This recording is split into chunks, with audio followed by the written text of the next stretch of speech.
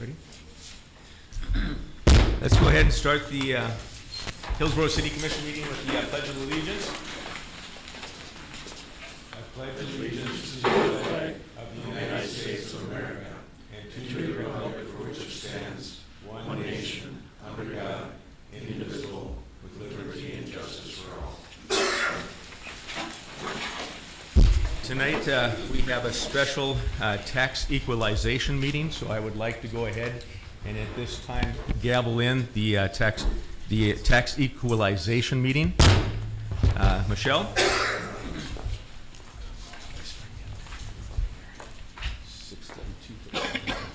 Great. I'm Michelle Mooney. I'll start off by just talking a little bit about our sales ratio and what we need to be doing with our sales ratio. This year we came in at 78% for the city of Hillsboro. The state does require us to be at 90 to 100% for our ratios, and that basically means that the price that something sells at versus what we have it assessed at needs to be within that 90 to 100% range. In addition to adjusting for remodels, new builds, and demolitions this year, anything that wasn't reassessed this year got a 5% increase on structures that fell below the $100,000 mark, since we are currently only at about 58% on those when they sell, and 3% on the remainder. This year I got through 155 structures for the reassessment. I didn't get a very good response back when I sent out my first letter, so I am drafting another one, just emphasizing that if folks don't contact me or send in the survey, that I do have to estimate using best judgment based on an outside inspection. If somebody sent me a recent appraisal with the survey, or if it was built in the last few years and I still had the blueprint and they sent a survey, I likely didn't make a home visit. I did visit a few just to get a baseline on conditions, but on homes that are less than 20 years old, typically there's not a lot of depreciation happening. If there are any individual property questions, I can start tomorrow talking to those individuals. I did bring a notepad with, so if someone wants their name added to the list, I can add them on there. And then they can, stop by the office, call, email, whichever they prefer. We can approve those values at the county level if we need to. Handling it tonight, I don't have all my supplies, materials, pricing manuals, etc. I didn't bring the property cards. So this is just easier to work one-on-one with the property owner if they have any questions. So far, with the notice that I sent out, I've talked to 9 people in Hillsboro. I am available most days, not from 8 to 4:30, unless I have an appointment, but if you call and I can tell you when I'm not going to be there. I did drop off a few business cards over there if anybody didn't have our office phone number or my email address. Just want to point out that the amount of notices that we sent this year isn't typical for a regular year. The city did request a reassessment for Hillsboro, so that means touching every house in the city starting from scratch.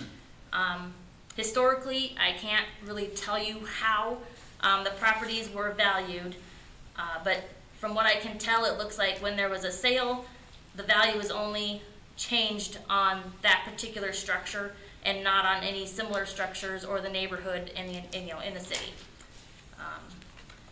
I did make some adjustments after the initial notices were sent out. We were using a tool that added in some indirect costs as a separate line item, and going forward, the software we're using has those built in, and there were some discrepancies. So if you got a notice from me, you might want to call and check, because that might have changed. Not higher, it never goes higher, it would only be lower. Just touch on some of the things that kind of go into setting the values. We look at the class of the house. That involves, how many corners does the house have? Is it a, 1950s version where you've got the straight up 4 corners and a straight up gable roof? Or some of the newer builds that have 8, 10, 12 or more corners on them. The roof lines, quality of windows, any finishing touches, stock versus custom items. Is there a finished basement, finished attic, patios, porches, decks, plumbing, fireplaces? Is the garage attached or detached, finished or not finished? Lots of different things. The age and overall condition kind of determines what kind of depreciation we use. You might have a 75-year-old house, but if it's been kept up and maintained, it's no longer a 75-year-old house. The effective age is less than that. We do have Homestead Credit and Disabled Veteran Credit available. Those can be submitted right to our office. These are applied after values have been added.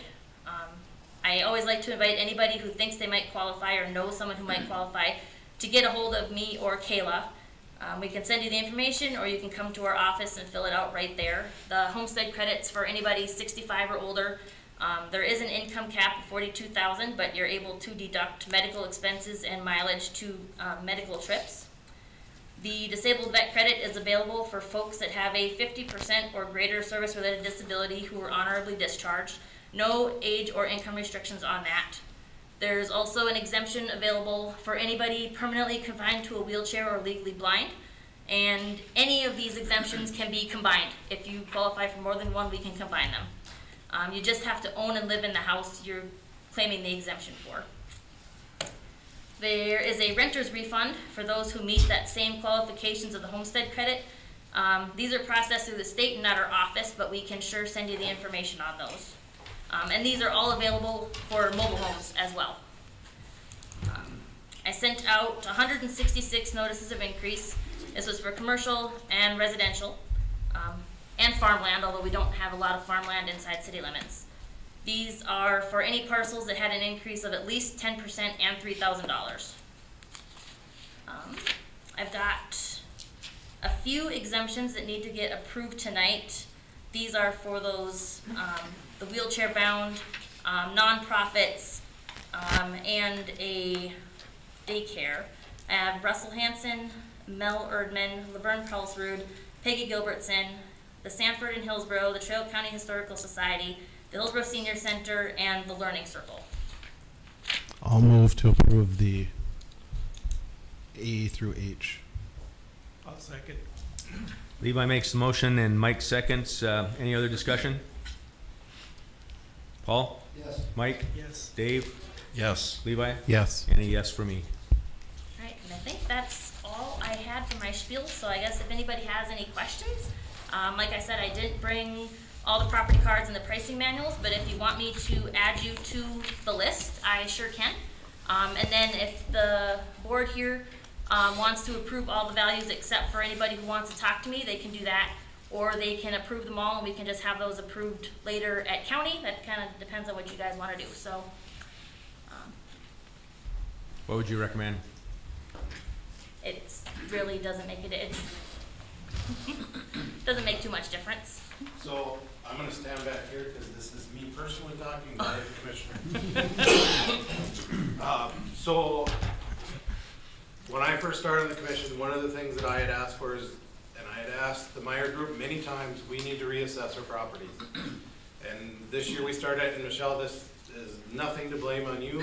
I think that the Meyer Group lacked on a lot of things and put us in a very hard situation in the residents of Hillsboro. When I looked at this list, we had 106, what you had said, changes, and anywhere from 6,000% change from 3% change. And there was a lot of them in that 400 to 500 range.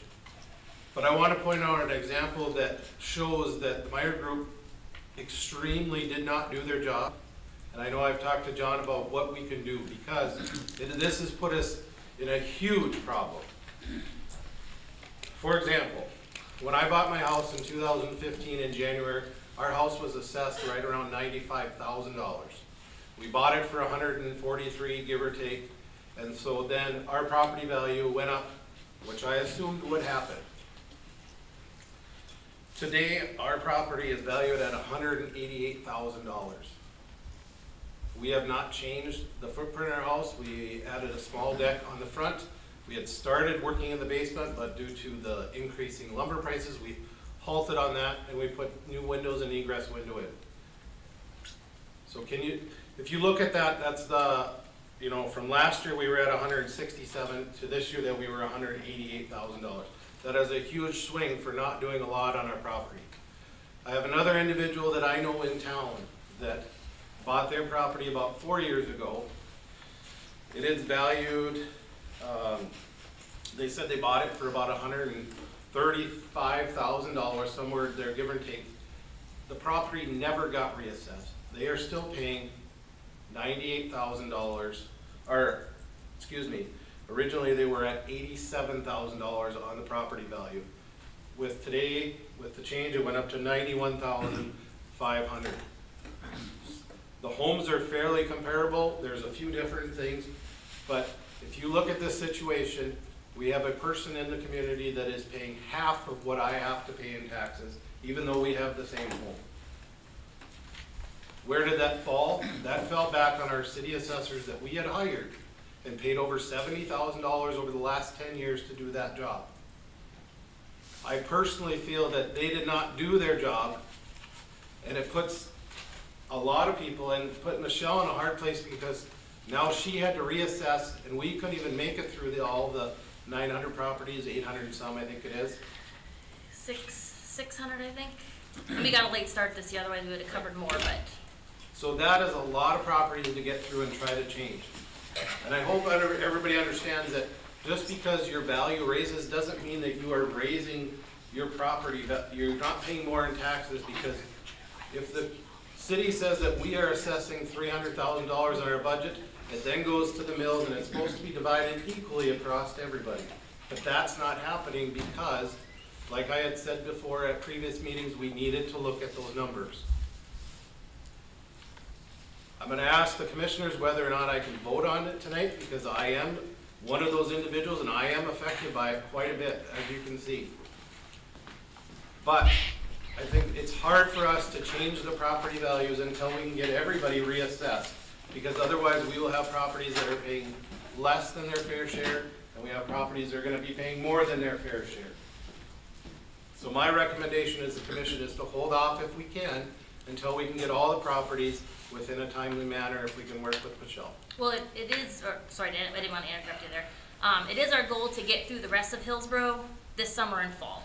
So it won't extend, you know, over the course of the next, 4 years. It'll just be, I'm going to send out that letter again, and then I'm going to be trying to, get to all these houses this summer and fall while the weather is nice, and then put together that data that I collected over the winter when it blizzards every other day again, if that's what happens, so.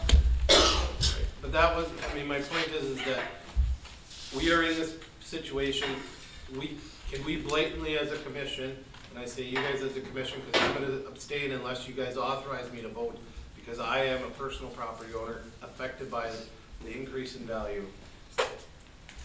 Can you guys truly feel that it's fair for me, an example, and I'm sure there's others that are out there that didn't even show up, because I've heard a few that have called and asked me. Some are on vacation, some are doing different things, and I encourage them to call and talk to Michelle, which I know some did. But if you think about it, a property is paying half of what I'm paying, even though our houses are probably within $20,000 to $30,000. The question that I would have, Levi, is has Michelle been able to catch up with that property that you're referencing that's just like yours? I guess what I'm trying to understand as I hear you is that we're going to go through and do the whole city, and we'll finish that up this summer. Do you feel that Michelle's new efforts are getting us to where we need to be? They are, but my question back to you then, Terry, is if you were in that situation, if you and your neighbor had about 2 homes identical, yours was valued at $400,000, your neighbor's house was valued at $200,000. Even though our identical homes are pretty identical homes, would you feel that it's fair that that person's paying half of what you're paying? No, I agree with you 100%. Your premise is right. But what she has done so far is good, but how can we implement that until everybody's on the same page?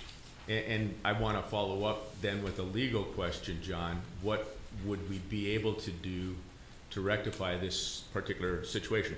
What I heard, Levi, is that you shouldn't have anything, until all the assessments are done, that we shouldn't have the taxes approved, or you want to shouldn't change the new assessment. If there was any reassessment in the property, it shouldn't change. It should stay, if she went up the 5% or the 10%, because there's 166, give or take, that were reassessed. So we would hold off on those 166, because you have to realize that just this year they're going to have to pay a lot more than the rest of the residents. And I go back, John, legally, what can we do with Michelle? And Michelle, I asked the same question. I guess the only thing I could, oh, sorry. Michelle is gonna be doing something with us that'll make the state happy. Well, I was gonna say And there's, how do you adjust to get to that 90 to 100% ratio? You know, maybe Mel too, you can chime in here, 'cause I don't claim to be an expert on this, but I've sat through enough of these meetings. It's my understanding that what'll happen is there'll be an across-the-board increase to get us into line with the minimum state requirement. And so everyone is going to get an increase if we don't approve what you propose. and the other thing that runs into is some of the ones that I did touch were ones that did sell within the last year, so they would have already been adjusted if they had done improvements. I included those improvements in the reassessment too, so that would mean that anybody who did improvements this last year would also then fall back another year. But I just wanted to put that out there. Unless, yeah. I understand Levi's point, and I think what will happen if the city doesn't approve your assessment recommendations is that you will, in essence, defer to the state, and between the county and the state level, everyone will get reassessed a percentage to make us fall within the state guidelines. Because we did handle each township and each city kind of goes to the same things. And Hillsboro's the only one that's doing a complete reassessment. But, in the townships, we went through and we revalued the residential land in the townships. So those have been put into place. I know in other cities, I guess I can't speak for any other cities, we've also, looked at changing some things there too. I don't know, that'd be a big question for Kayla as far as if they didn't approve the reassessments this year, what would potentially be the... Yep, if we come under ratio, that's exactly what would happen, John, is we'd likely have to bump everybody up to that percentage. Hey, And Kayla. then like Levi said. Kayla, can you come up because our microphone's up Sure. here, and then that way everybody that's listening. Exactly what would happen is, yes, if we fall in that 80%, then everybody will have to come up to 10% regardless of where they are. Completely unfair in the folks that are already at 90%, because now you're at 100%. I get what you're saying, I understand that, but you're still gonna push some people over that 100% that are already under, or that are at, already at 95%. That's exactly what's gonna happen. And that's where I also asked John legally, can the city go after the Meyer Group for failing to do what there needed to be due? And can these residents that, besides myself, go after the Meyer Group? Because I'm paying more taxes than I should have to pay. I have another example just to kind of put out why this was so important. There were, as right at the top of my head, 3 houses in different corners of the city that were exactly the same. Same house, same layout, same square feet, built by the same contractor, and they were built in the same year. One was valued here, one was valued here, and one was valued here. And for the life of me, the only thing that was different was one had 2 decks, and the other 2 had 1 that were various square footage. Shouldn't have been as big a gaps in between those values as there were, and now this year they're all right where they should be, except for a little bit of difference for their deck size, and that's about it. So I'm sure, like Levi said, there's other houses where you have almost the exact same house, and they're just all over the place. Commissioners, what, like to get your input.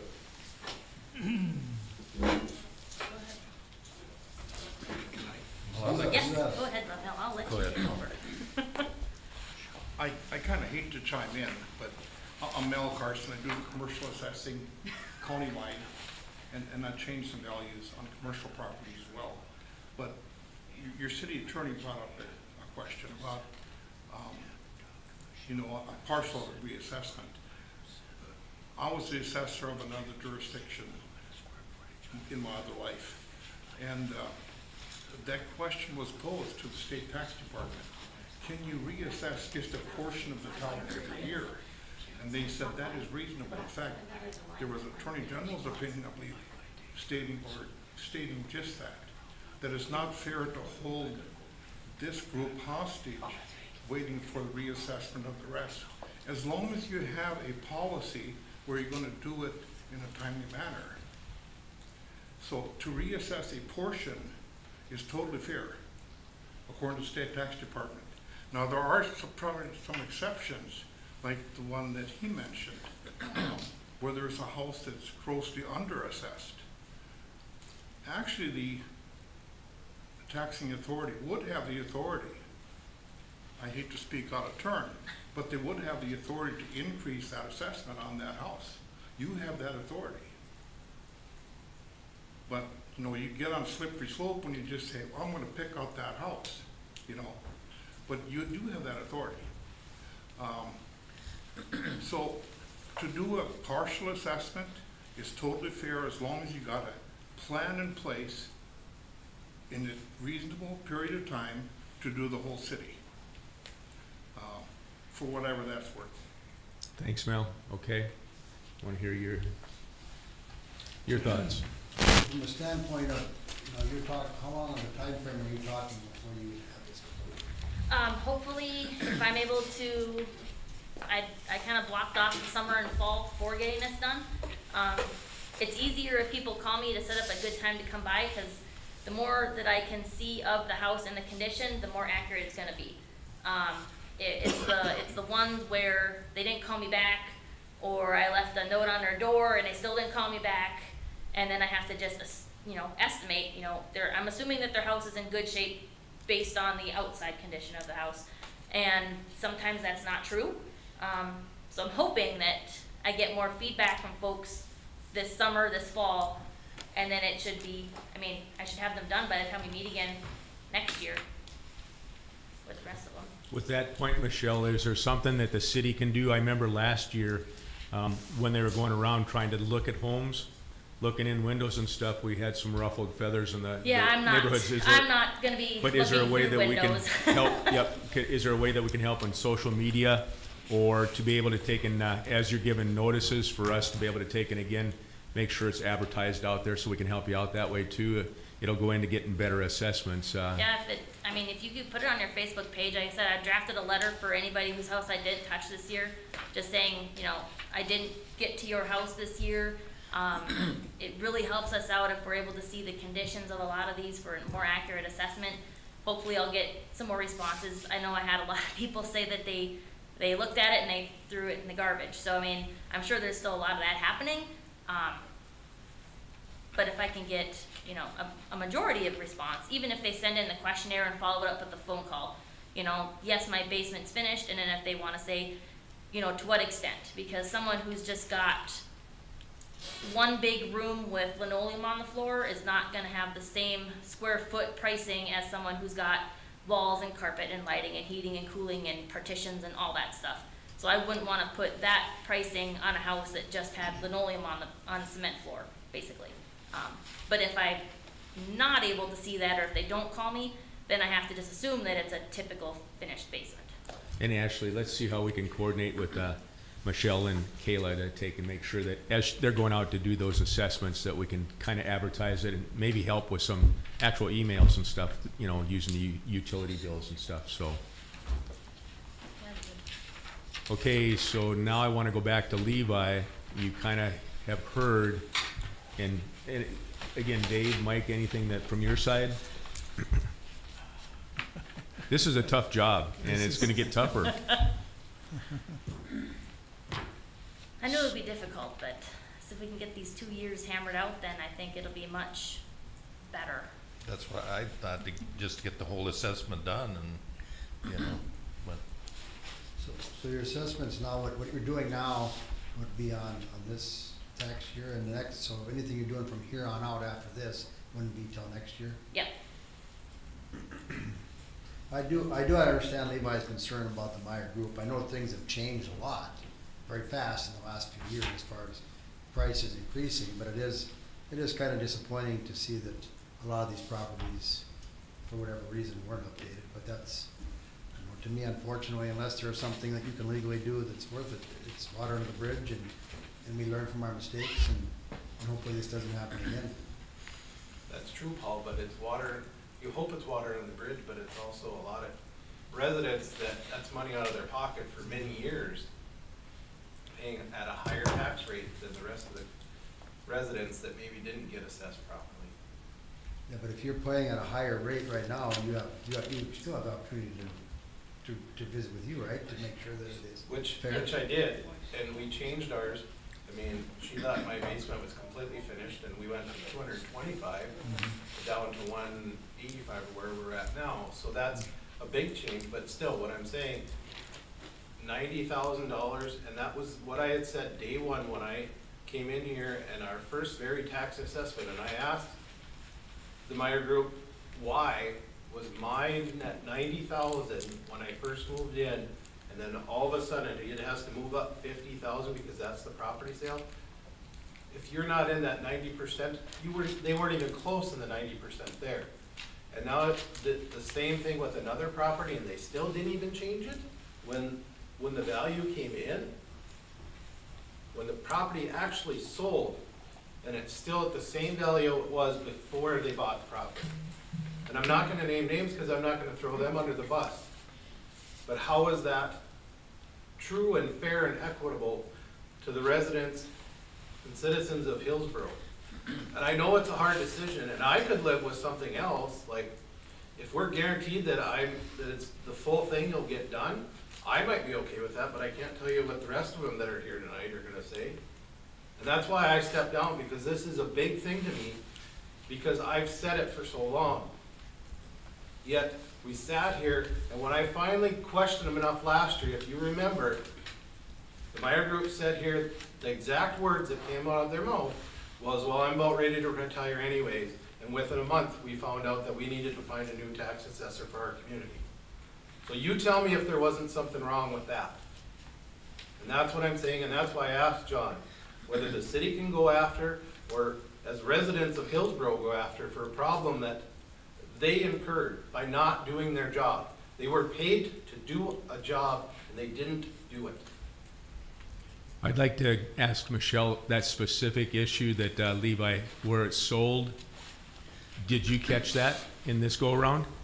Well, I can show you here that I've got a book of all the sales that happened this last year, because we track sales starting January 1 all the way through the last day of January or December. I mean, that's what we use for our ratios. So if there was something that sold this last year when I was looking at it, it's been looked at. But if it sold a couple of years ago, that was before, you know, I was looking at any values myself. So I couldn't say whether that particular house got touched this year, but it sounds like if he's looking at the spreadsheet, it probably didn't get touched this year yet. And that's every sale, including from, you know, without going through a realtor, basically every sale gets done. Yep, and then, but there are some that don't get included in the ratio. So if it's a family sale or part of an estate or something like that, where it's not really an arm's length transaction, we don't count those, because someone's grandparents might have sold it to them at a sweet deal, and that's really not an accurate representation of the market. Okay. Is there anyone else in the audience besides Levi that wants to speak to the issue? I got a question. Rick? This is for Michelle. Michelle, with what Levi is talking about, of getting all of it done, is that something that can be attainable for you, or would it bother you if we had it all done at once? I don't know, so I'm asking you the question. It is attainable. Right now there's nothing. I mean, this was pretty much when we had said Hillsboro wants a reassessment. It's been, you know, top of the priority list. So like tomorrow, if Mayville said they want a reassessment, I'd have to tell them, not right now, you're gonna have to wait till Hillsboro's done. So this is a priority of getting it done. And this year, we didn't get started until later. We didn't get the approvals to really go ahead until fall. And then, as you know, it stormed every other day, and that made going door to door difficult. So I would say if we'd started, you know, in May or June even, and been able to work that summer, that fall, up until it started blizzarding, we would have gotten through more than just the 150, 160 that we got through this year. So it's a thing that's attainable, and to answer your question, Levi, is that's what you're asking to do, right? I'm asking to get it As fair. a citizen. As a citizen, I'm asking for it to be fair. and then go back and is there any due diligence that we can do to fix the issue? Because the other question will be, if we are finding this problem in our Hillsboro area, there was a lot of other communities that use the same group or are still using the same group. And I have found out, because this is a little off topic, but when we bought our home, we found out the assessor that came in to value our property didn't even look at anything. He basically, the first time, put in our initial offer and was heading from there over and over again. Finally, we've got it changed, and he put the exact value of what we sold it at, was the actually appraised value, but he never really looked at it. So he never knew what our home actually was. So when I say that I've had issues with property values since I moved to town, it's been since I moved to town, because it was from day one. And the thing that I did is I turned that assessor in to the state, and he was reprimanded, and I don't remember actually all what he had to do, but he had to go back and do different things because, again, that person, we paid him to do a job, he didn't do it. So to answer your question, Rick, yes, if we can look at a year and get this done, I think that's better than where we're at now. But I wasn't sure, because when you see 800 properties, or thereabouts, six, whatever. Yeah, the whole list that I sent out, that's every single parcel in Hillsboro. So that's got the commercial, that's got any ag on there. Right. So that might be where that number is. But I think when we last counted, I think there was 550 some houses that need, and then that, you know, if something happens to pop up, you know, somewhere, new houses, I don't see there being a lot of new houses built within the next year in Hillsboro city limits, so I don't think that number would really change all that much. But 550 compared to the 160 that was done, thereabouts, so that's only about a fifth. So it'd take 5 years to get to everything the way that when I initially looked at it, I didn't know how long it was gonna take you, if it was gonna be, because this is your first year doing it, so is it gonna be 150 properties every year? No, we didn't get started until October. And then personally, someone ran a stop sign and took out my vehicle when I was working one day in Galesburg. So I was without a vehicle for a little while. So that certainly did not help either. And then since I did get a rather not as great of a response as I was hoping. So I did do a lot of door to door, and that's fairly inefficient because I don't know what hours people are home. If I left a tag to have them call me back, did they see it? Did they throw it? I don't know. So hopefully if I can get a better response and better cooperation, that should help things also, because I don't want to have to go back and randomly knock on doors, you know, on the same house 5 times and still have no response. That doesn't do anything for anybody. And hopefully, you know, with this getting out there, that people understand that there is a big difference in what some people are paying for property taxes compared to others. So I hear 2 options. We can go with what you proposed with the 166 basically that have been done, or we can send it back to the state and they're just going to levy across the board a percentage for the city of Hillsboro. Personally, I would take what we've done so far and get that. Yep, but that's the 2 options we have, correct? I'm not as up to date on century code and don't have it all memorized, so. Is that what I heard you say, John? It's basically the state will assess everybody as a percentage if we don't accept the current proposal? They will. That's what they expect would happen. But it would still, it would just go up to the 90%, right? It would go just to the 90%, correct? So I guess curious, you said we're at 78 now? Well, that's for the city of Hillsboro, like specifically Hillsboro. Right, right. Other communities were at worse and other communities were better. So overall, as a county as a whole, I don't have that number with me. So they based off the county, not the city? I believe so. They can individualize. They can. Yes. Mel, is that correct? What's that? That is correct, right? If they can individualize per city, if you have one that doesn't agree, right? Well, Because- no, no small cities, the state would levy the same percentage across the board, for all whole of them. county. If there's a big city, 5,000 people or more, then they isolate that city. But otherwise, it's across the board. But the county can increase everybody by a percentage. Just this city. Just the city, and they could do everything except what was reassessed. But some of those would be over the 100%. That's my worry, because some of them only changed by maybe 2 to 3%, and some of them were actually over, so they came down a little bit. So my worry would be that, yeah, if we did an overall percentage of increase, the one who was actually a little bit over is gonna go even further over for another year. And without quick hurrying up and looking at every single house in the next couple of weeks, which I can't do, I don't know how to isolate them and say, okay, do it for these, but not for these. I don't know if there would be a good way to do that. Well, Levi, I think you've made your point. Would you like to come back in now? And I would propose that, again, for the vote, we're all paying taxes, so I would ask that Levi still be included to be able to take and vote on it. Is that okay with you? As long as there's a motion for that, I'll come back. Okay, can I get a motion? I'll make the motion. Dave makes a motion. Do I have a second? Second. Any other discussion? What motion are we making? So that Levi can come back in and vote. And you had to have a motion for that. Well, he asked for it. Okay. I thought he was talking about the, I'm saying that I want it clear because it is a possible conflict of interest. I thought you were talking about something with that side of Okay, Paul? it. Yes. Mike? Yes. Dave? Yes. And a yes for me. Levi is back in as a commissioner and eligible to vote.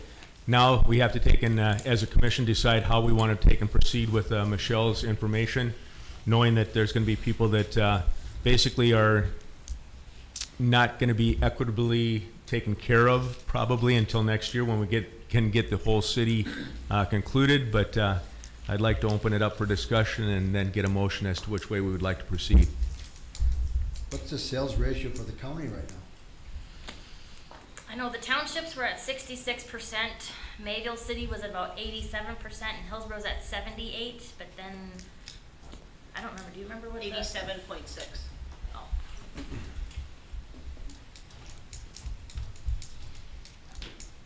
I, for one, am just happy that we're getting it under control. Any other discussion? Do I get a motion then to accept the current proposed taxing and the exemptions that Michelle has provided?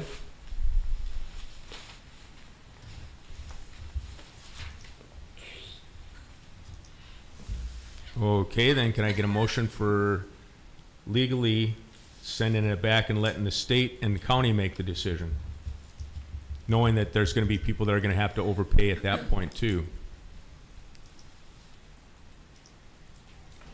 I would move that we approve the reassessment as is, as long as the reassessment of the whole community is done within the next year.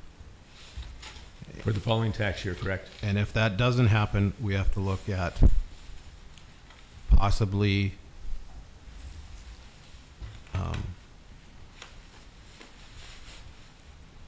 giving incentives to those individuals that are overpaying, if possible. We have a motion on the table. Is there a second? And that to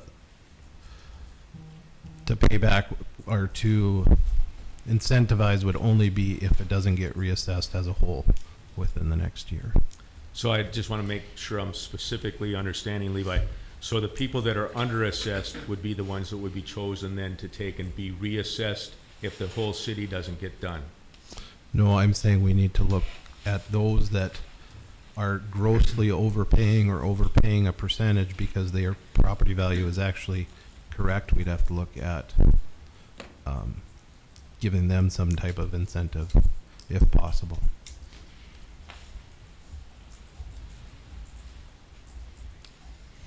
Okay, that's gonna, So they would be. is it possible to do that? I, right off the top of my head, don't have any idea how that would work. But, oh, you mean the incent, on that part, Incentives. but getting it done within a year, I definitely see that being able to get done. And I'm saying if it gets done within a year, then we don't do anything. And if it doesn't, then I'm saying we as a commission or the next commission needs to look at helping out those residents that paid over grossly. Okay. I'll second it. Dave seconds. Any discussion? Dave? Yes. Mike? Yes. Levi? Yes. Paul? Yes. Any yes for me? So it is I 7:12. have one more question for John, 'cause John and JR, I know I asked you guys to look at it. Is there anything legally that we as a community or as a commission do? Because this is completely out of line. Yes, you did ask, and JR and I did talk about your question, and I think before I would give an answer that I would feel comfortable with, we need to get a little help from Ashley or Julie and see what kind of arrangements we have had in prior years in terms of any kind of contractual agreements, written or otherwise. And then does that mean, being that I'm hearing that there's issues across county-wide, should we be reaching out to the counties, other communities and rural to find out if they're in the same situation? Generally, I would say that what we would do first is research our own situation before we would pursue that. Okay. But we could look at that in the, being that it's not just isolated to us. Because it almost seems to me like a theft of property. You're taking money for something that you're not truly doing it for. That'd be like me saying that I'm going to go build your house, but then I don't build your house. I only build it half specs. Or Paul fixes a car and only does it halfway, enough to get it down the road 20 miles.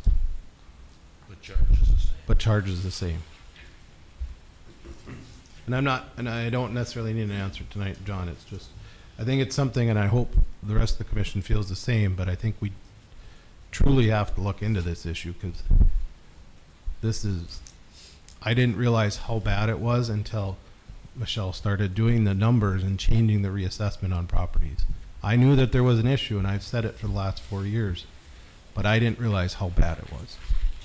I guess from my perspective, I'd be more comfortable if the county did it. Like you said, if it's multiple municipalities instead of just the city of Hillsboro. If it's not, something that the county is willing to do on behalf of all of its towns and cities, then I think it kind of puts us out on a limb. So then we're just going to let this person or this group get away with something because we want somebody else to take care of our issues, is what? I liked what you said earlier, though, too, that you turned in an assessor because of a bad assessment, and sometimes having the individuals go right to the state with that might be more effective and send a bigger message than a city. But you have to remember that just because they're that way, but we've also, as a city, hired this group for the last how many years to do our assessments. So isn't it the responsibility as commissioners here to be the voice, being that we are aware of it? We know there's an issue. We are aware of it. And isn't it our duty as commissioners and elected officials to take care of issues that are going on in our community? Correct. But then we should have fired them last year instead of letting them walk away. Again, we didn't know how bad it was. And we had the counties there. I would move that we move towards looking at legal action against the Meyer Group for not doing their proper assessments. Well, again, I heard what John said. I think that he wants to collect more information from Julie and Ashley before we have a motion as to how we're going to proceed. I didn't say that we were going to do it. I just said look into it. That's just saying, because right now I just asked John to look at it. This motion is that we as a commission are agreeing that we need to look at this issue.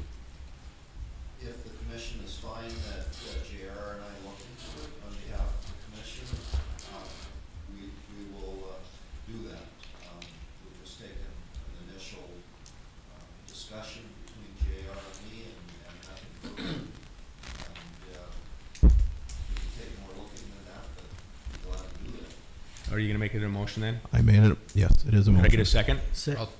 Go ahead. I'll second it. Dave seconds. Any other discussion? Let's see, I gotta mix it up again. Dave, Yes. Levi, Yes. Mike, Yes. Paul, Yes. and a yes for me. Okay, now Thank you, Michelle, and Kayla, for your hard work on this. we'll gavel out of the tax equalization meeting at 7:17. Moving on to the agenda for the city of Hillsboro. Has everyone had a chance to take and review the minutes from April 4th? I'll move to approve. We have a motion from Levi to approve. Do I have a second? Second. Paul seconds. All in favor, say aye. Aye. All opposed, same. Presentation of bills. Has everybody had a chance to take a look at the bills? Do you want me to do this one when it comes up, or you want to wait? I can do it now. Yeah, Levi's gonna talk Okay. the park. So basically on that one, it's not a lease. The $600 is for this, on the bill, it's a consulting group to move forward. Basically, she would not move anywhere farther until I sent a picture of the check authorizing them to start doing some of the work. That's the lease on the park, or it's not a lease? That is to get towards the lease on the park. Okay. So we're working towards a lease? We're working towards a lease, and the $600 is the non-refundable, basically saying, yes, we're agreeing to work with you to get this done. They won't work for free, and BNSF won't pay for it, so.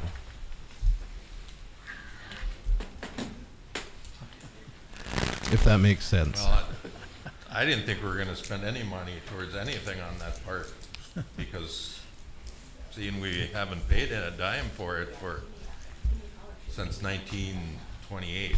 I will bring up something, if you do approve this, further on in my, Okay. when we get there. So we'll hold this then until we get down to the other discussion. I would be more comfortable hearing the whole ball of wax on it before approving that check. Yeah, okay. Is that all right, Levi? Mm-hmm. Okay, thanks. So what we're talking about is that we, Levi's been working on a lease for the railroad park over here. And, you know, there's some offsets.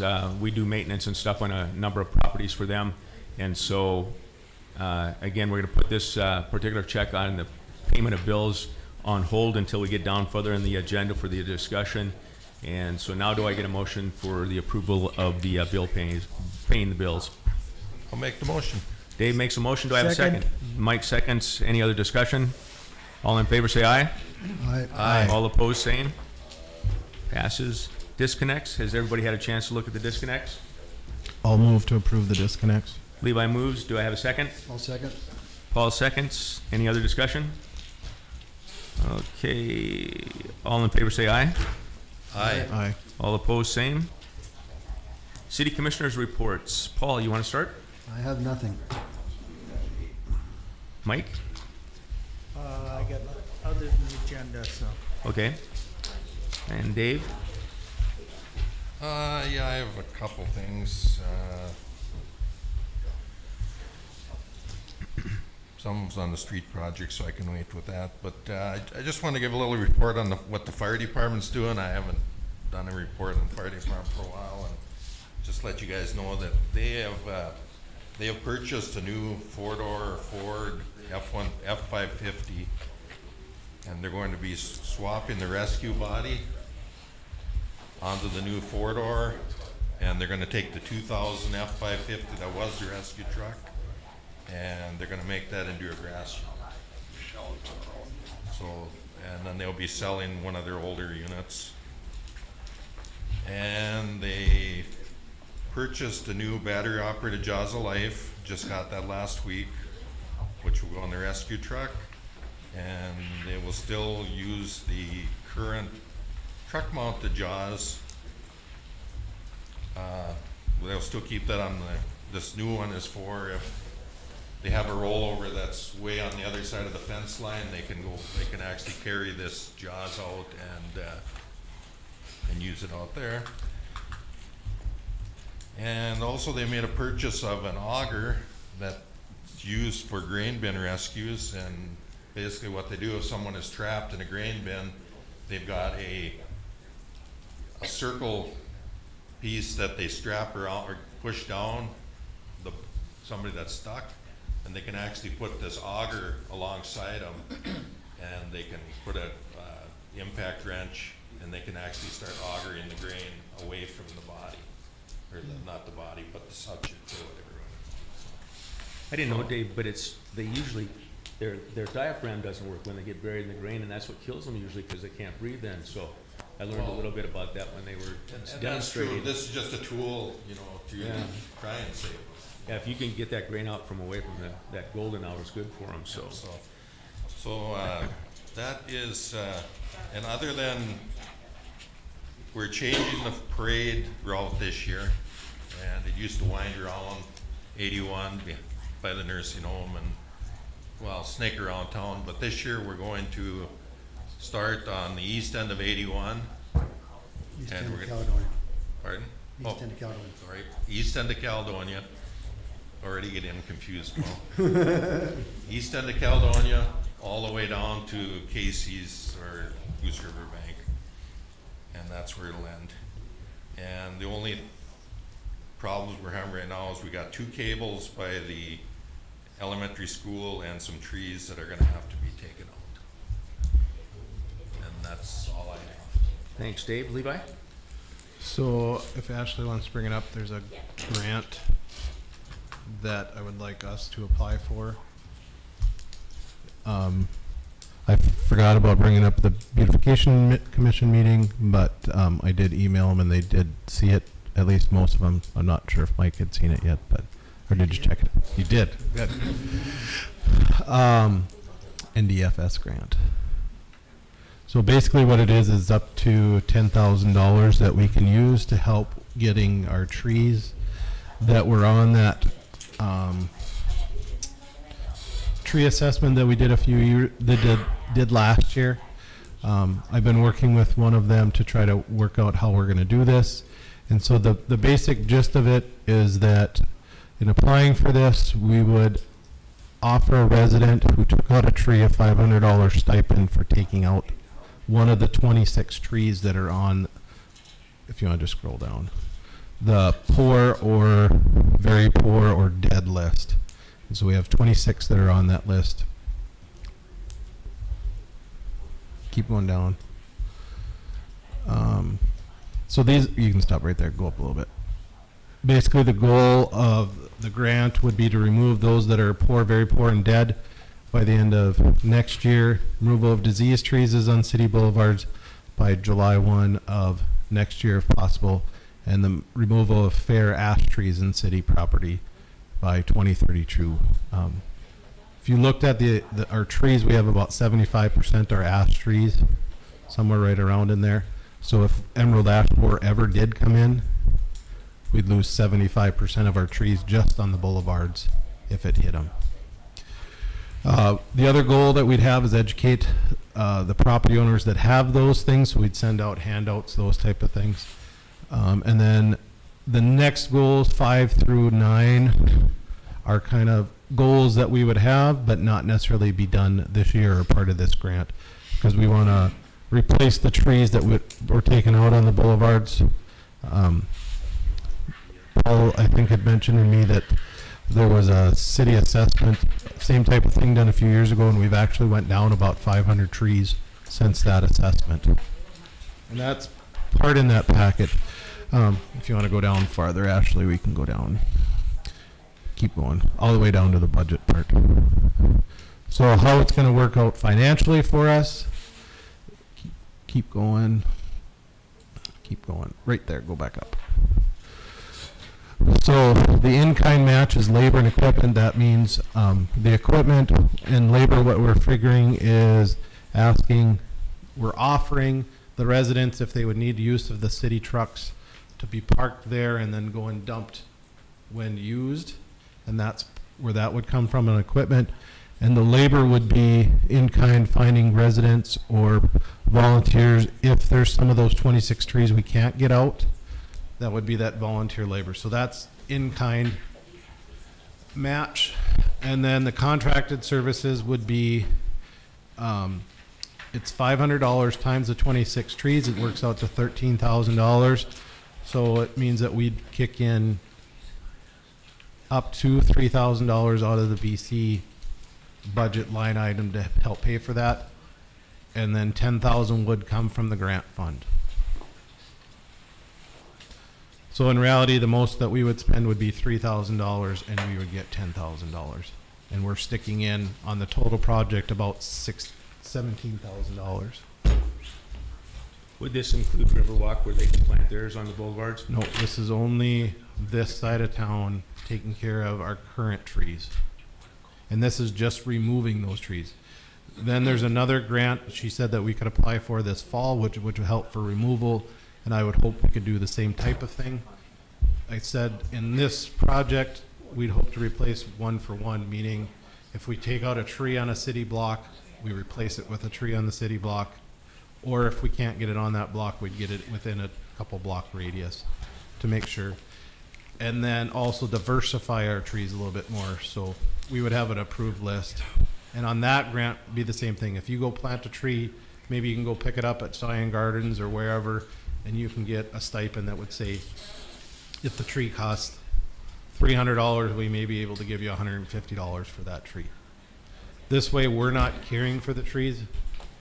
You know, and in our ordinance, we have every right to go in and take out the trees and then assess for it. I don't want to get to that point. I'd rather do it this way, and hopefully those individuals would help out, and hopefully we can expand this.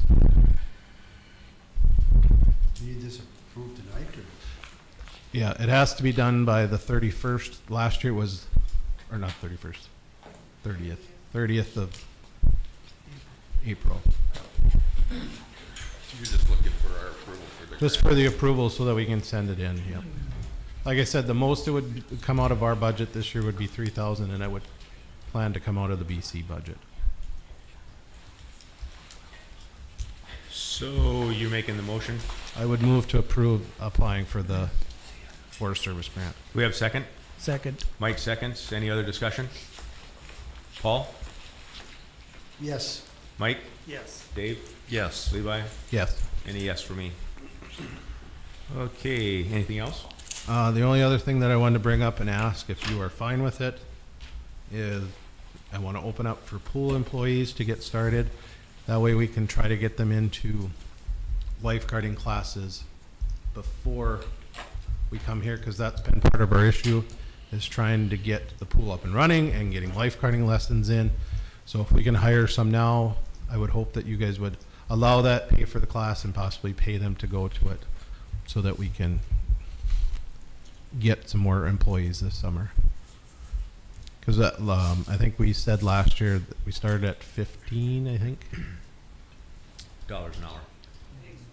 And then, or maybe it was 14, and if you got your lifeguard, then you were at 15, and then if you got WSI, we said we'd add another, just to help incentivize, which everybody will be water safety instructed hopefully this year, if we can get a class here. So Do I have a motion? I'll move to advertise and pay for their Training. pay and while they go to class. Okay, I'll second it. got a second? Any other discussion? Mike? Yes. Dave? Yes. Levi? Yes. Paul? Yes. Any yes for me? So Ashley, if you want to advertise this week, that would be great.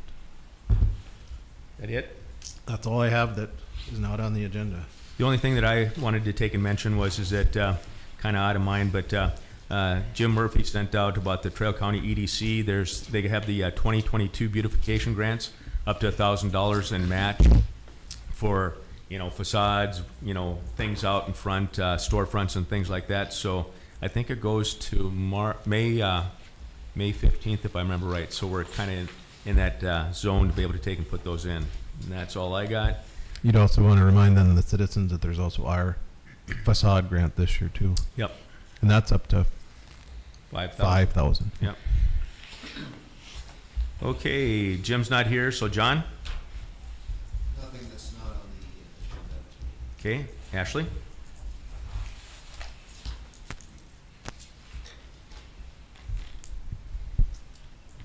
Okay, as far as the, actually I should probably talk about well, this is on the agenda too, I guess, but I'll just touch base real quick for the citywide paving project. Julie ordered envelopes for about 3 to 4 weeks ago. We're still waiting for them to come in. Last status update she got was on Wednesday. They were going to check in to see where our envelopes were, and we have not heard back as of today that I'm aware of. So once those come in, I'm working on splitting up all the addresses on a spreadsheet, and we got the maps from A2S, and so once we get the envelopes and that spreadsheet together, those will get sent out. Sarah is working on putting together the results from the survey that we sent out earlier this year. Once she gets that done, we'll post to the website.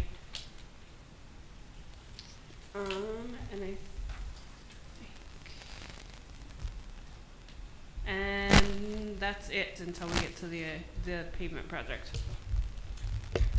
Okay, we don't, sheriff's office isn't here. Oh, go ahead. Are the maps going to be sent out as soon as you get the envelopes to stuff them, or?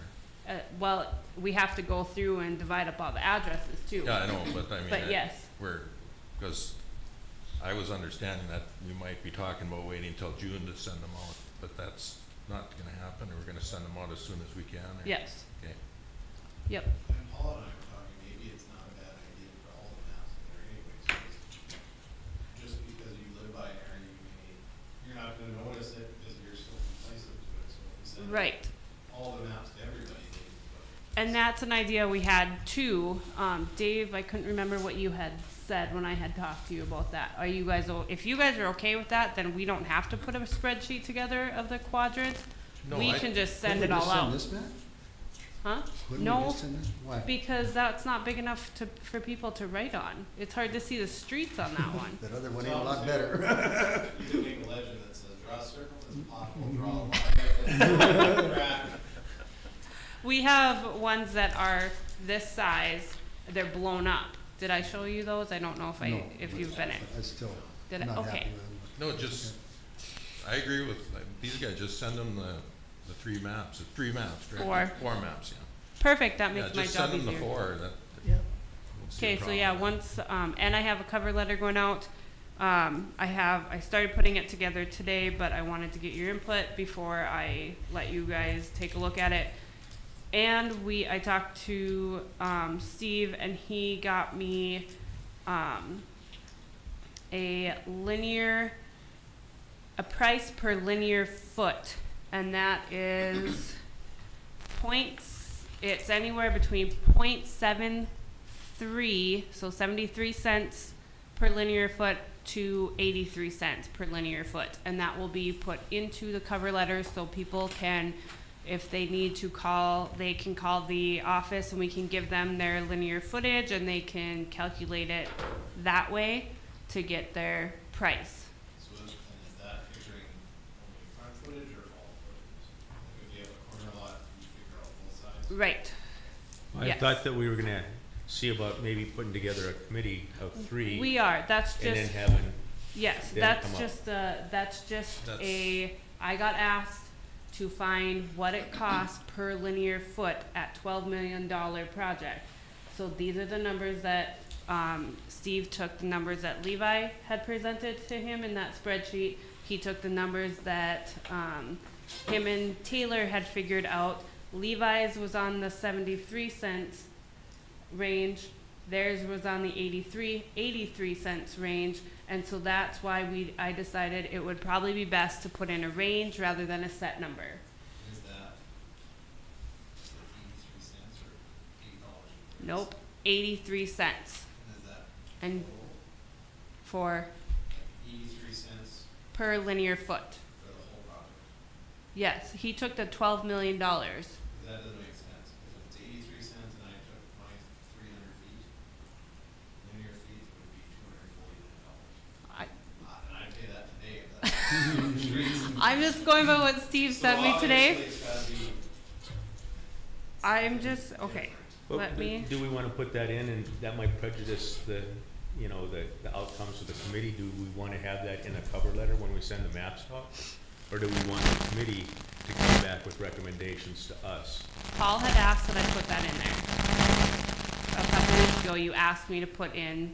Yeah, an accurate exact- number though, but obviously, is that accurate? With the comment Levi just made. And that's going off. And plus, I think we have to really emphasize front footage or front and side. We have to make darn sure we put that in there. Okay, what Well, I'm he, kind of concerned because if that's, like Levi did, if we get a bunch of citizens doing the same thing, they're gonna be disappointed if the numbers come in a lot higher. okay, so this is the equation.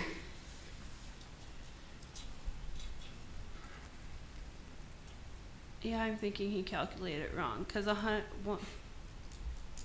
Okay, I'm for He's not putting putting any numbers in the cover 103 letter, if it's a range or not. Let the committee come back to Dave and the commission with the recommendations of the way that they've done it previously, and then we'll make a decision what we send out. That's what I think. I think if we get it figured out, numbers could go up, but if obviously 83 cents can't go up. well, he has an equation here too. And I can send that to all of you. I don't wanna say it out loud and then confuse everybody. Because it's gotta be simple for the residents to try to figure it out. Right. And like I say, we don't want to have any preconceived, It depends upon how we do the special assessment, so. yep.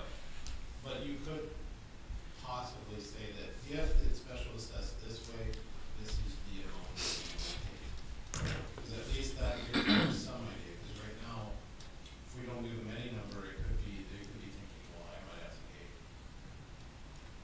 $100,000 for it. And we're This is basing per all this month. off 12 million, correct? Yep. That he figured out per month, so it'd be 83 cents per foot per month. So like Which for would a make it 100-foot about lot, what they said. for a 100-foot $83. lot, it'd be 100 times 0.83 equals $83 a month. And that sounds about what he talked about.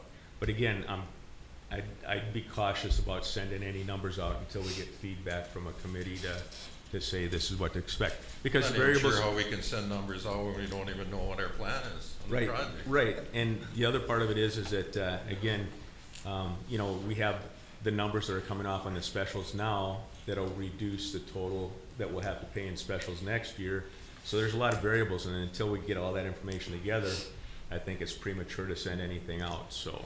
That's why you're talking, you're just a little bit ago, you're talking about, finding 3 people to do this, but if we don't have a plan on what we're doing, there's no sense having 3 people come in and, Well, I think we got the plan, we just have to figure out which of the options, or all the options, or But part the of the plan, options. what I hear in the city is the plan keeps changing because they say, well, we might need to do a whole bunch of curb work too, and this and that, so until we get a plan set down, I don't know how we can, figure out assessment. We can throw a ballpark up in the air, but why do we want to do that? I would move to form a committee to help with the assessment process consisting of 1 resident from each of the 4 quadrants and Dave as that portfolio item.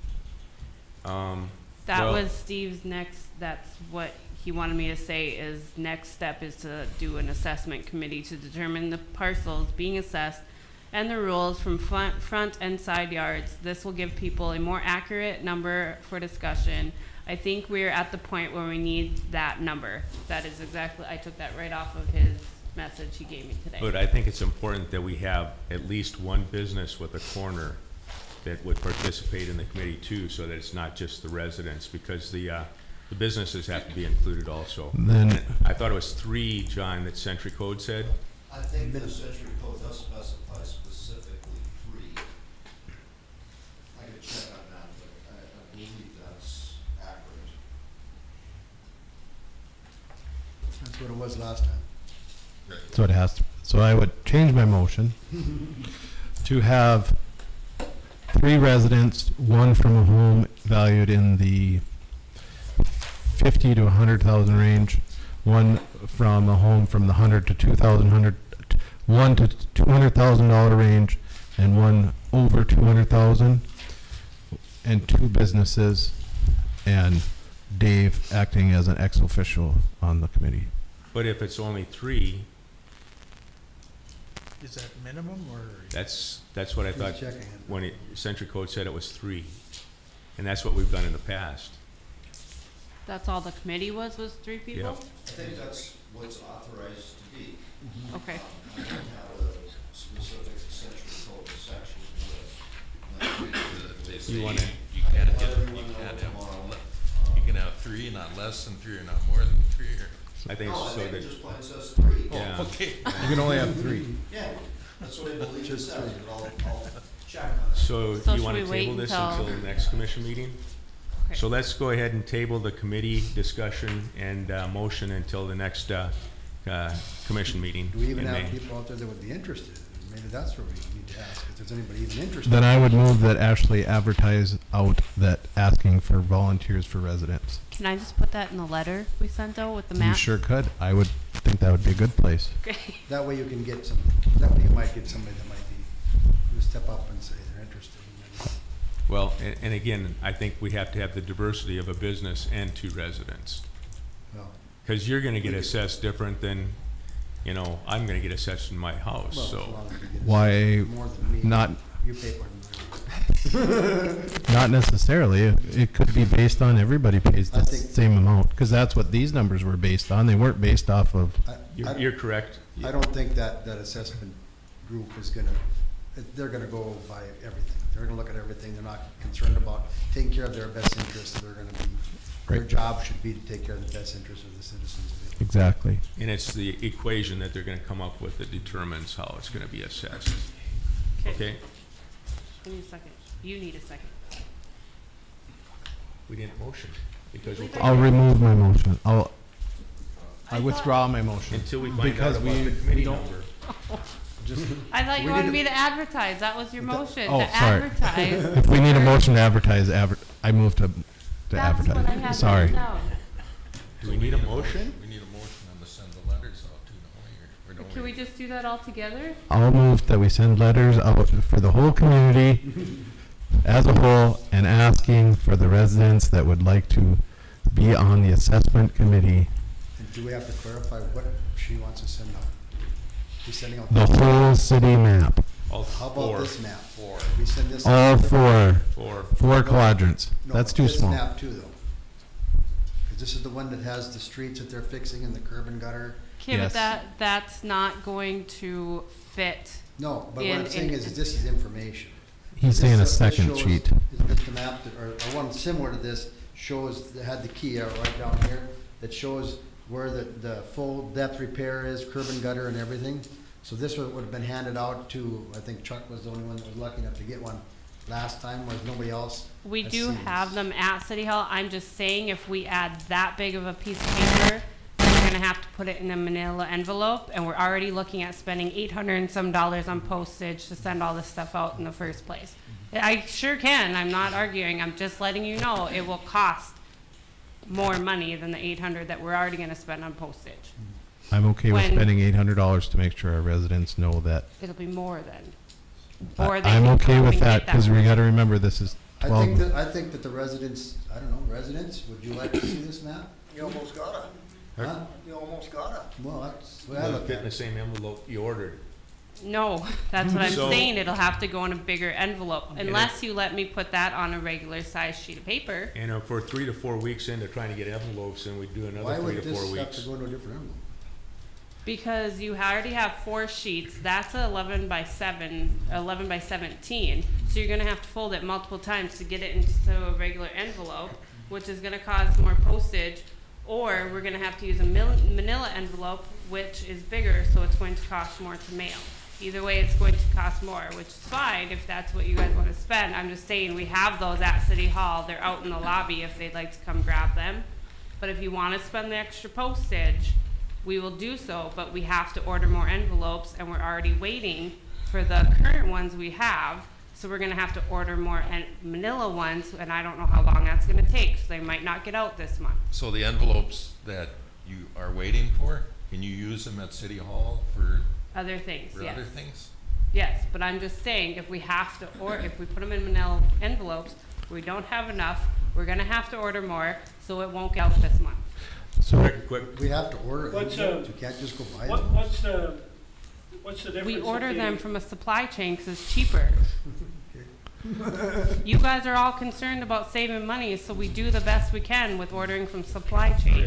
Rick, If you can use those envelopes some other place, Yeah. what's the difference? It doesn't make any difference if it doesn't get out this month. This isn't gonna happen next month. So why not give them something to look at, something they can read and understand, like Paul says?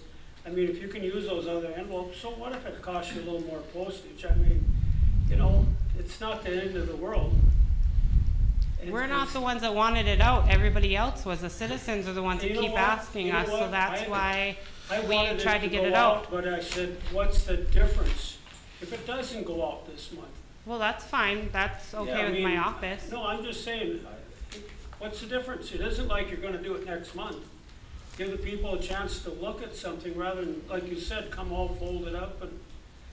okay, mean, can I, that's my- so I will, That was my thinking to get them out, but if we wanna get that map and you wanna order manila envelopes and take a little bit longer, I guess.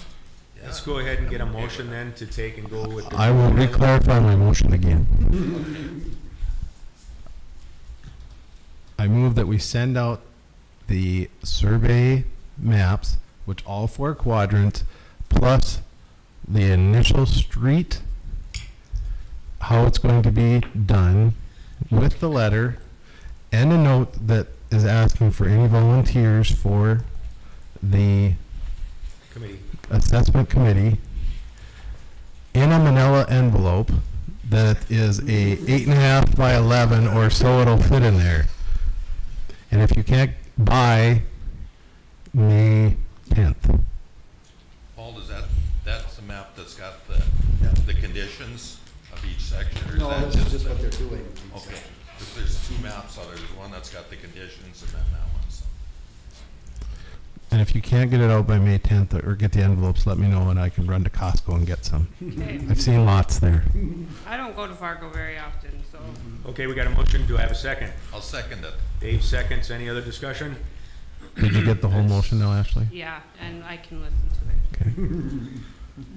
Okay, Paul, Yes. Mike, Yes. Dave, Yes. Levi, Yes. and yes for me. Okay, Sheriff's Office, you done? Yes. Sheriff's Office, City Engineer, citywide paving, what else do we want to add? I just want to, set up another meeting with, Steve and Taylor sometime down the road, Okay, if that's okay. you bet. I'll let you do that then? No? Okay. Okay. I'll let you know when it's gonna Okay. happen. I'll let all you guys know when it's gonna happen. Anything else for the paving project? Okay. Everything was talked about. Building permit process, Mike? We met last Monday and, we talked about the, permit process. Originally I brought last meeting that we would do everything from the interstate to the east, and except for new homes and commercial properties, and Blevins would take care of the new properties all across the interstate, plus the new ones on this side. And I took that back to them, asking them to clarify more on if somebody puts an addition on, or say a garage out back.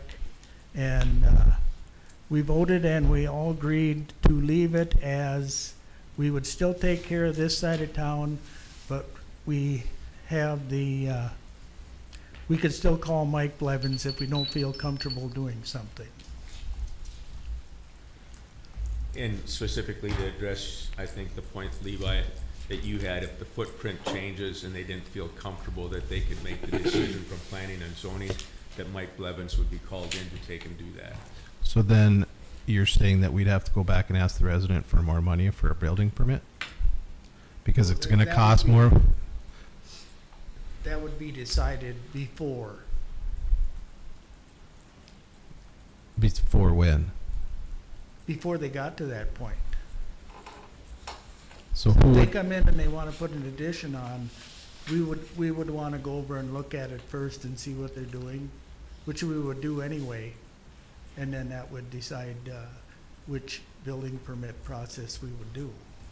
So how long is this process gonna take? So, for example, if Paul wanted to add on to his home, and he has to come and ask for a building permit that he fills out, and then you guys decide that, well, now you go look at it, and that might take a week. It's still not approved. Then we'll have Mike Blevins. You decide that you're gonna go over and look at it. Mike Blevin needs to look at it, and now Paul's gotta pay more because you decided that it's gonna change. How is that resident gonna feel? I'm not saying it's wrong or right. I'm just saying that Most of the time, when if we have a question on a building permit, the girls call me, it's usually taken care of within a day or two. Nothing goes as far as a week later. I guess it's just not, it's gonna be confusing, I think, and that was the Well, whole. it's really confusing now for a lot of people, and that's why we're doing this. But I think it's gotta be something that isn't as confusing somehow, and I don't know the answer yet. You know, I'd even before that, you know, I realize that for example, a current building permit, if you're gonna put a shed for $5,000, it's gonna cost you $5. If you go to Mike Blevins, if it's $2,000, well, it's $70 plus X and X and X and X, up to 5,000. I think it's like 150. So there's part of it. I think they're just looking at it that it's a big change. But part of it, and I'm not blaming this planning and zoning or anybody else. I'm just saying there's things that have happened in the past that weren't clear as mud, which then caused issues that we have in other areas. And I'm not, like I said, I'm not blaming you, Mike. I'm just saying that there's issues out there. I thought the whole point of having Mike Blevins come in was so that everything was a little bit more clear and it was a process of going through, because in the past, and what our ordinance actually says is that it's supposed to be a two-step process, meaning the building inspector signs off on it, then planning and zoning. If planning and zoning signs off on it, then the city commission's got to sign off on it. There has to be twofold for everything. And so if planning and zoning is the only one signing off, are you going to start bringing them to the city commission for us to sign off? If that's what you want. I'm not saying what I want. I'm saying that's what it says on our ordinance. Well, in which application do you use? You got a residential building permit application and you got a building permit. This goes to planning and zoning, this goes to Mike Blevins. This one says building Mike Levins on it though, so should this one say Mike Levins too? So which one does Paul fill out? Does he fill out the first one and then he brings it to you? And then that's not good enough because you guys don't understand, they're not going to do it. So now Paul's got to go back and fill out another application? And again, I think we're kind of doing apples and oranges here. I understand what you're saying, but I think what planning and zoning was looking at is trying to make it as, you know, so that it's not charging a huge amount of money for something that they can approve, like a shed or something like that. Whereas a new build, obviously there's conditions that have to be met for code and different things like that that Mike would be doing. So, and that's why, and I don't want to put words in Mike's mouth, but they felt comfortable being able to approve a lot of those additions that weren't super critical, or sheds, different things like that, keeping the cost down for the actual residents. But if there was something that they felt like adding a garage that would include electrical or plumbing and different things like that, maybe that's where, you know, Mike would have to come in and make that determination. But that gives them the flexibility to be able to take and make those decisions and still be able to keep Mike Blevins for, you know, something that they didn't feel comfortable with doing or approving, you know, in the equation basically. But it was a cost factor for the residents basically. What do you require when they do a building permit? If I'm doing a garage, a detached garage, what would be the steps? Yes. That's before they even fill this out?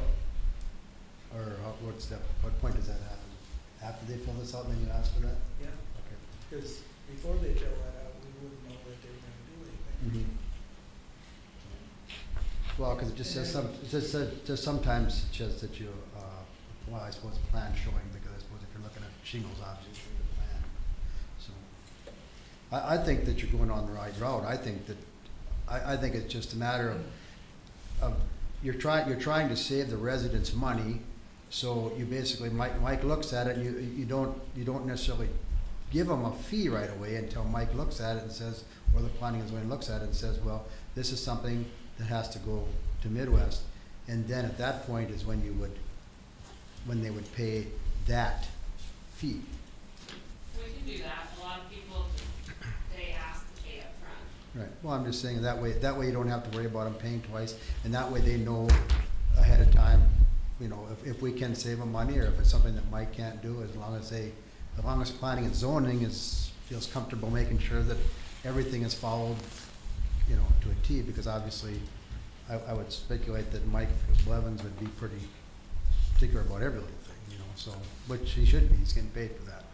And I'm not disagreeing with what you're trying to do, but what I'm trying to point out is, if it's not 100% clear to me, it's not going to be clear to everybody else. So before I sign off on it, I want to make sure that it is clear for me so that everybody else has it. So maybe Mike, you just need to have it written down as to a step of, the first step is the building permit's turned in.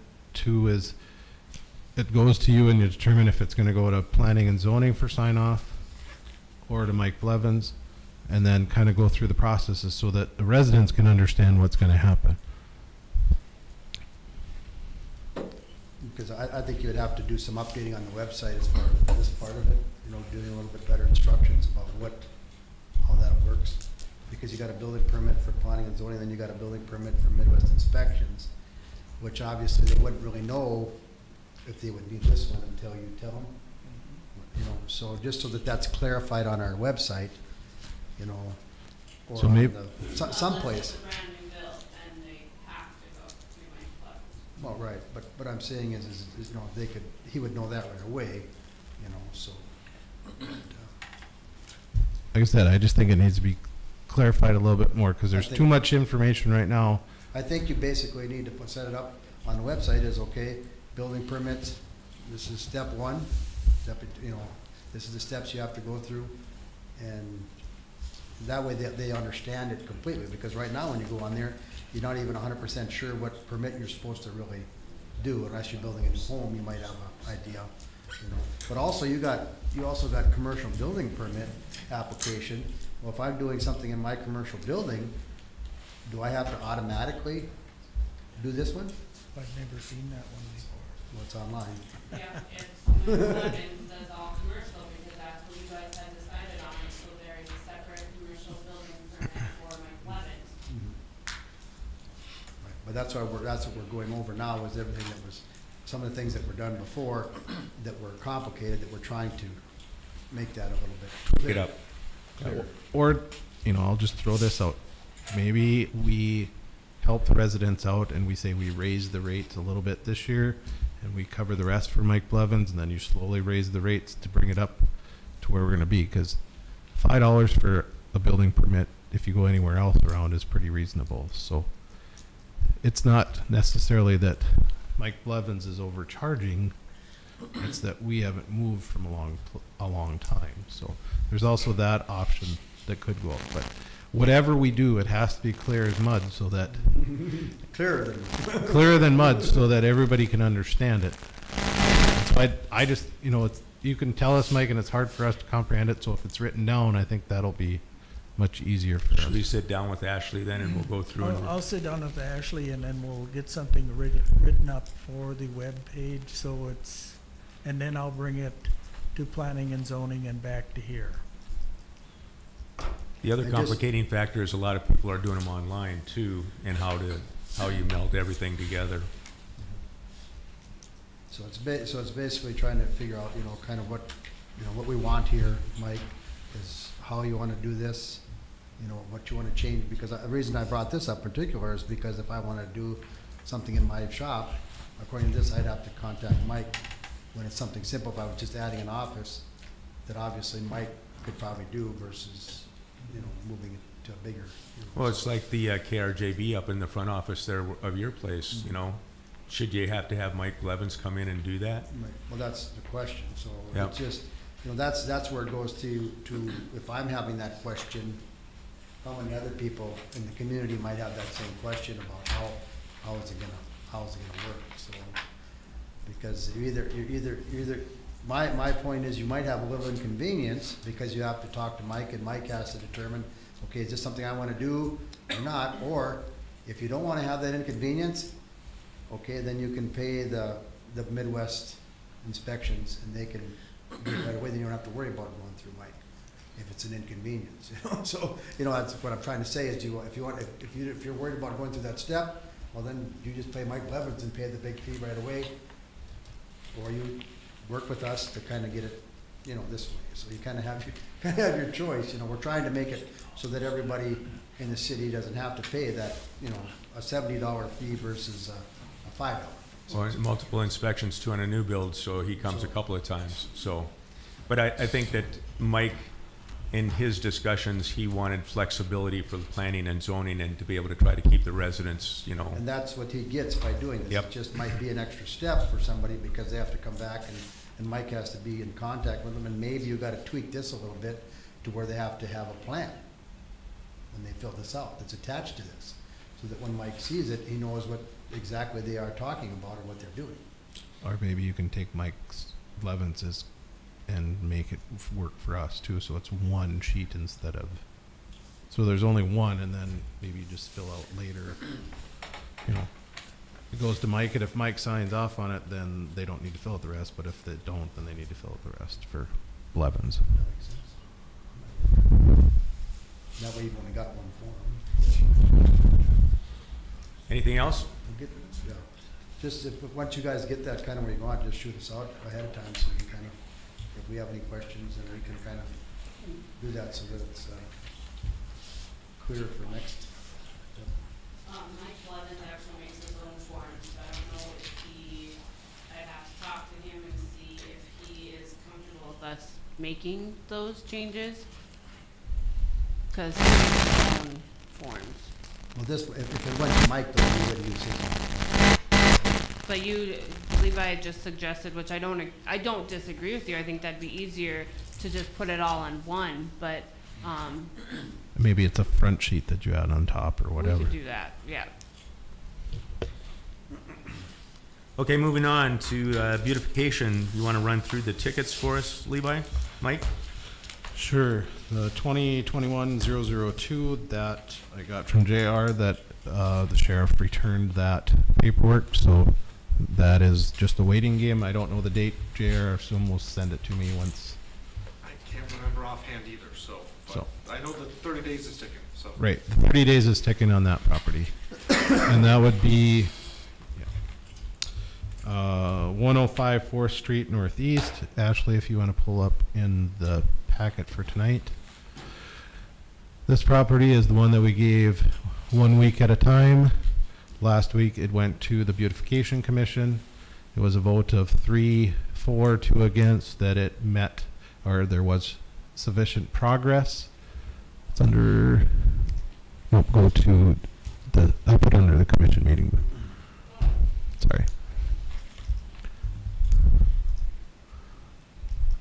Files. And then today's packet. Yep.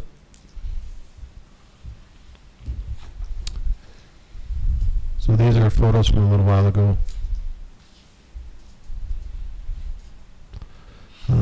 And we had told her at the Beautification Commission meeting, and Mike and I had said that everything needed to be cleaned up by today. That was our understanding. We told her everything had to be off the sidewalk, everything, the wood pile had to also go.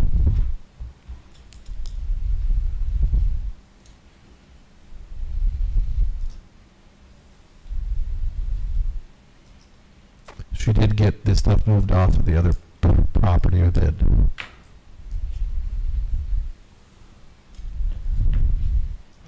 There has not been much progress from the beautification until today.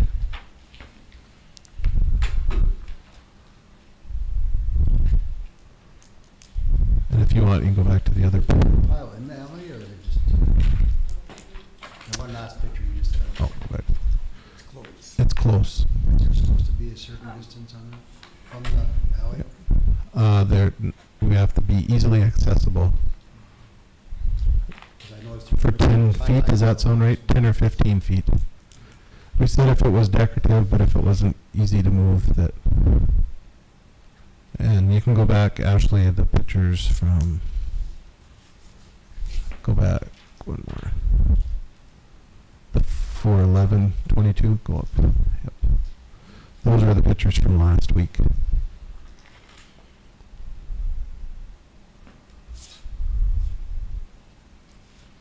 And Sasha is here tonight. And I think she raised her hand. Did you want to take and address the?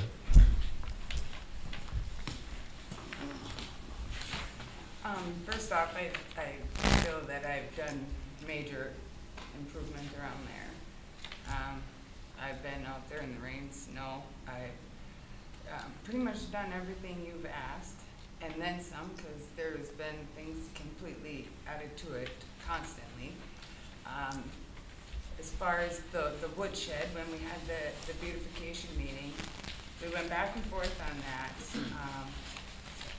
I want to make sure I have the right words here, but first it was said that it was just a rodent holder. Well, that it needed to go. That was the words that was said. Well, I drove around and taken pictures, and there's people that don't have a stack. There's people that have more wood than me, less wood than me. There's people that have it on the berm. There's this and that. You know, you said it had to be off the ground. It is. It's on pallets. And it was just one thing after another that you just kept trying to throw in to get rid of it. You said, I have too much wood, there's no way I could burn that much wood. I went through 3 of them full in a winter. To me, one guy just didn't like the looks of it. One said that it was just on and on. I can keep this stuff on the other side, and all this has been there for years. But I can keep the other stuff on the other side of the deck, which comes out just as far. But I can't keep the wood there. To me, it's just, I feel like there's some unfairness here, and in a lot of things, not just the wood.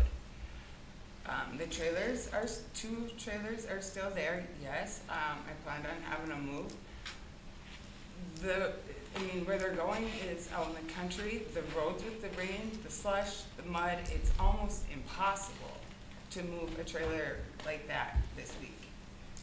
I'm gonna do it. I'm working on it. I've worked every day on this, and I feel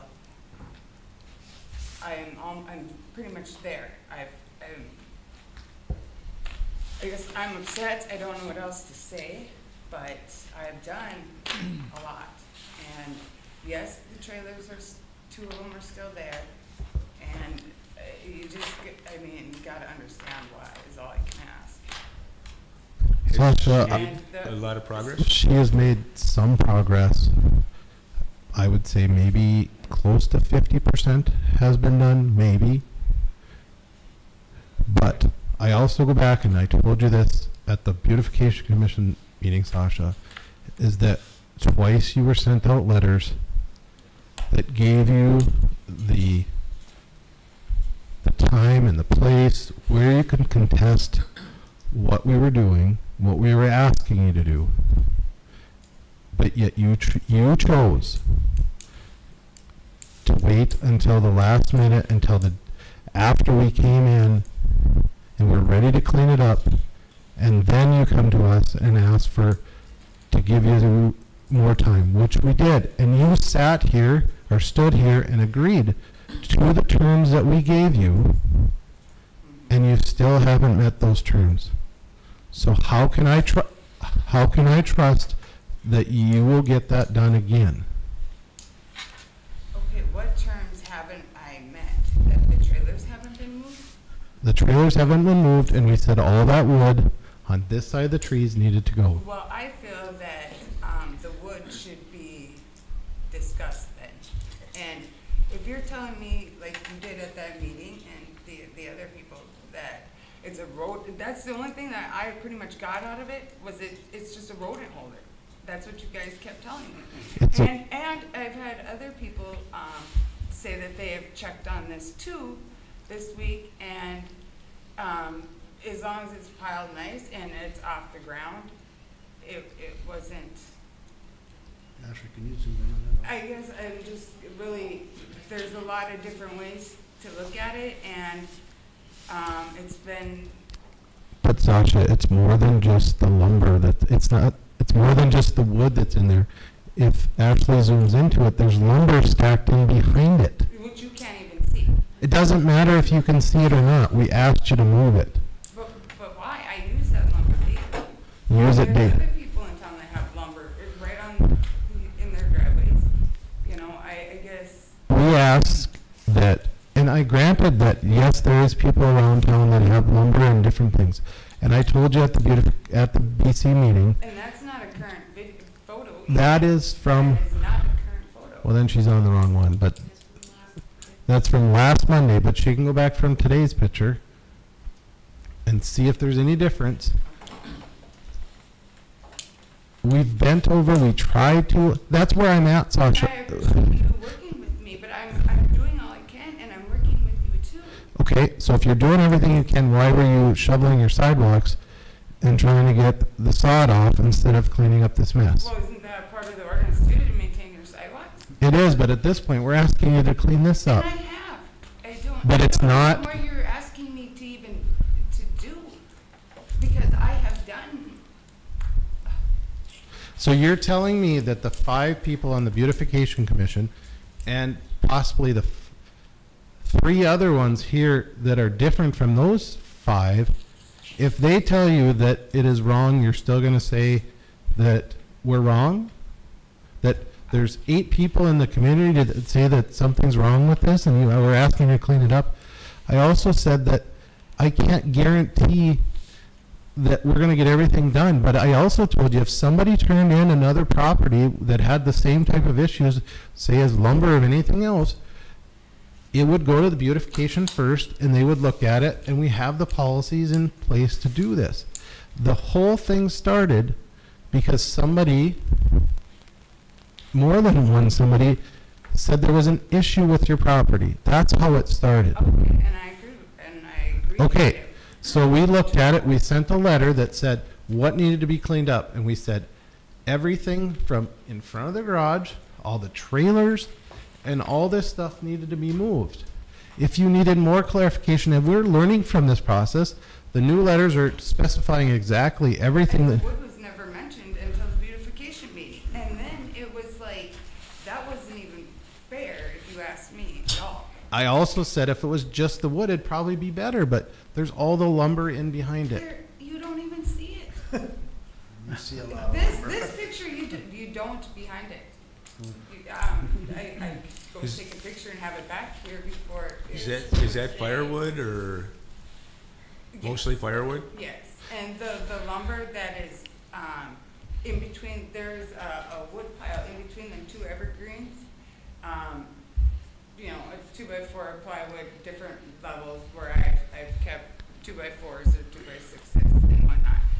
And really, you can't, even see that, really. You could, last week, yes, because I had wood on top, above the woodshed there, say.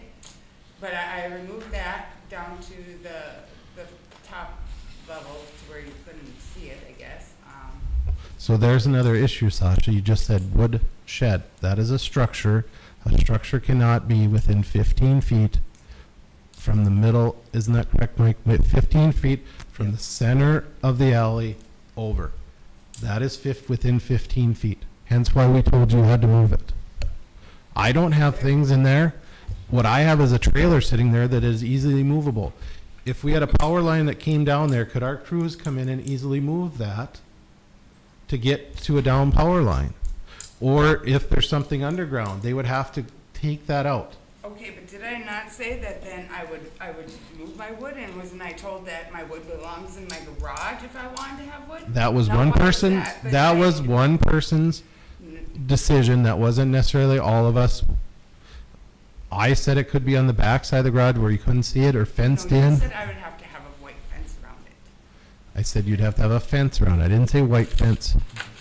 It also says in our ordinances that you can have things like this, but it needs to be out of sight. That's how it's. Well, I can guarantee you, there's plenty of people in town that don't have their wood piles out of. The reason we're picking on you is because we got a complaint. Okay. And that's how we deal. You're going around town looking at different properties. If somebody else complains about somebody else's property, then we will deal with it. Okay. But we have to deal with you first. Okay. And there's 3 other properties besides yours that were turned in at the same time. I've got 2 more this weekend that were turned in. We're going through the process. One is getting evicted out of the property because they're not following what they needed to do. Another one cleaned up their yard, and another one just got the final notice, the same thing that you would have got to appear before. So at this point, Sasha, I would move that we move forward with the cleaning up and ask JR to get a court order for the removal of the rest of the items that we have. I got something to say. Okay, so yes, the trailers are there. I've told you why they're still there. As soon as I can get them down the gravel road, you mean a couple days, I'm gonna say at the most, they'll be moved. The wood shed, if you want it gone, I will move it, but I'm gonna put the wood somewhere else in my yard, if that's okay. And the other thing is, what else are you specifically asking me to do?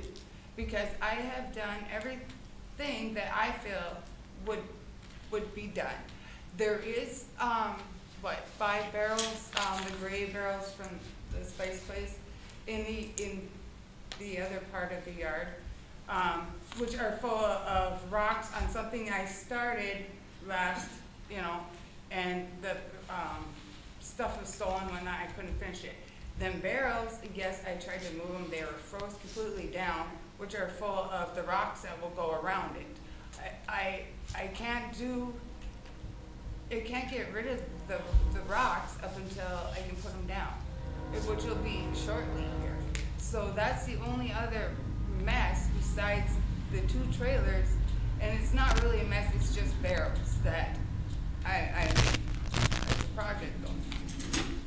Because we're learning too, what would it take if we took pictures of all this, and Levi or Mike or somebody from the beautification took those pictures, and you guys walked around with that person, and they would circle everything that needs to be moved, and you signed off on it, saying, yes, this needs to be moved. If there's something that you want to move to a different aspect, as long as that person agrees, yes, it can be moved there.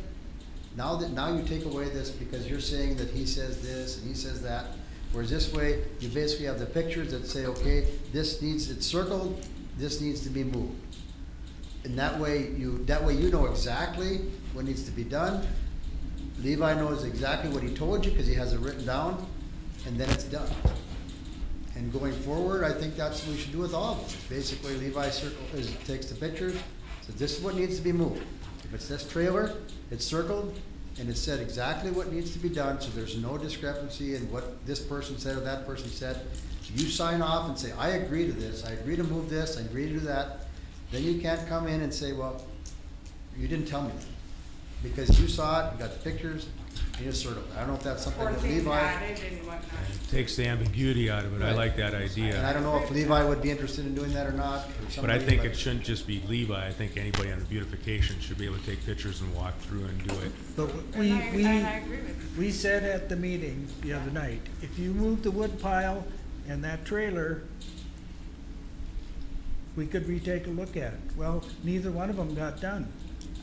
I believe what we all. I guess the wood pile didn't get moved, although the reason why is because I didn't think that it was right because of how it was said, it's the rodent thing. The trailers, I'm hoping you understand why the 2 trailers did not get moved, because well, I was down a gravel road today, and it was fine. It was snow covered, but it was solid. A gravel road today. You could have moved it today. But they're yards too. I mean, I couldn't even get it in their yard. I mean, just a few times they try not coming in and out as less as possible. it's rutting up their yard. I couldn't get it into where I need to move it. I could have pulled it to the street and left it there, but it's better off in the driveway. So I what are don't you know what asking? more to say. I'm doing it, I'm moving it. What are you asking for? Huh? What are you asking for? I'm asking for 2 days max if I need that to get the trailers moved. They'll be moved, not a problem. The wood pile, if it needs to be moved, I just didn't move it because I didn't feel that it was right and we couldn't come to an agreement, or I wanted to bring it here first, I guess. And as far as the rest of the property, I feel, other than the project that I am working on, I feel that it's been cleaned up a lot and to where it would be. Another week?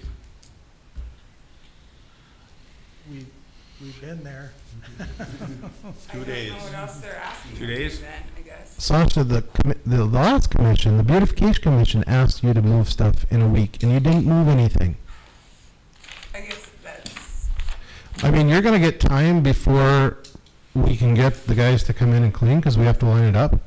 But I'm saying that we're coming in my opinion, and I made the motion, that we are gonna move forward with it. And if you get it out of there before they come, then great. If not, it's going down the road. well, then I would like you to, come over and we'll go through it. So I can tell you right now exactly what should be moved.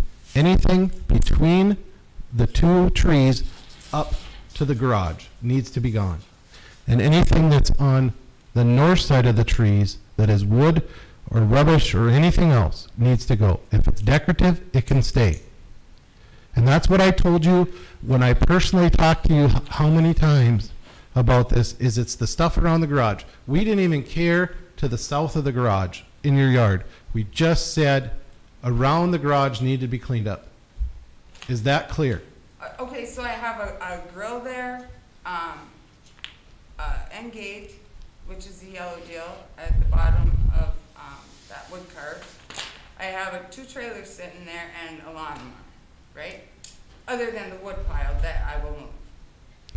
What I don't even know, because I have yet to walk on the property, because Well, that I can't have a grill and a lawnmower in my driveway? you can have a grill and a lawnmower. My snow blower, because they couldn't be there. I have a big enough garage to keep it in. Why can't I have my snow blower in my driveway covered with a tarp or on the deck? What's the difference between the lawnmower too? I mean, this picture does not show what it looks like. This picture shows 2 trailers And again, Sasha, I will go back to the point that I personally asked you if you needed help or understanding. I gave you 2 cards and said if you needed anything to call and ask. I even reiterated that after the last commission meeting and before it. But you haven't reached out behind that point. So the motion is on the floor. I'd ask for a second. I'll second it. So I want to make sure what the motion was. So we're going to take and get the recyclers folks to come. And so she has the period of time between now until they come with a court order to take and continue to clean the property up. Correct. and that is what, we need to be specific to what you want. Now, with that fire, I'm thinking that's firewood. Is that what you're in? You call it a woodshed? Is that firewood that you use in your house? Garage, I'm out Garage? there all day working on. So, yeah. So Levi, where would she be able to take and reposition that wood at so she could use it for heat? Is that even a state? Is the wood stove, there's state requirements. Yes, and that was the other thing. I was told I was doing illegal burning at the beautification meeting, that my wood, the chimney stack, right, was not right. That it needed to be above the peak of my garage. Well, the guy obviously don't know, because that's for draft, okay? Mine is fine, as long as it's 2 feet out, 10 feet down, and it's a minimum of 3 feet high, the stack, it's fine. So he's in the wrong there. I mean, I couldn't put, 6, 7 Well, that's tubes something, on top of each other, the wind would take it over. He just to clear, Mike, he just told you that's what his belief was. There was nothing that we said that you had to do on that point. It was just something that he had said. So Right. where I'm driving to is being able to reposition the wood is kind of key for your follow-on work next year or till warm weather comes. But, well, Where would she put that wood pile? So it's not 15 feet within the center line. but does, I guess it's, I tried to work with you on this too, because it's no further than the other side with stuff, and that can stay. But the wood you said has to go, basically because you guys said it looks bad, and it's eroding. So, if you could please, bring that picture back up at the front of it.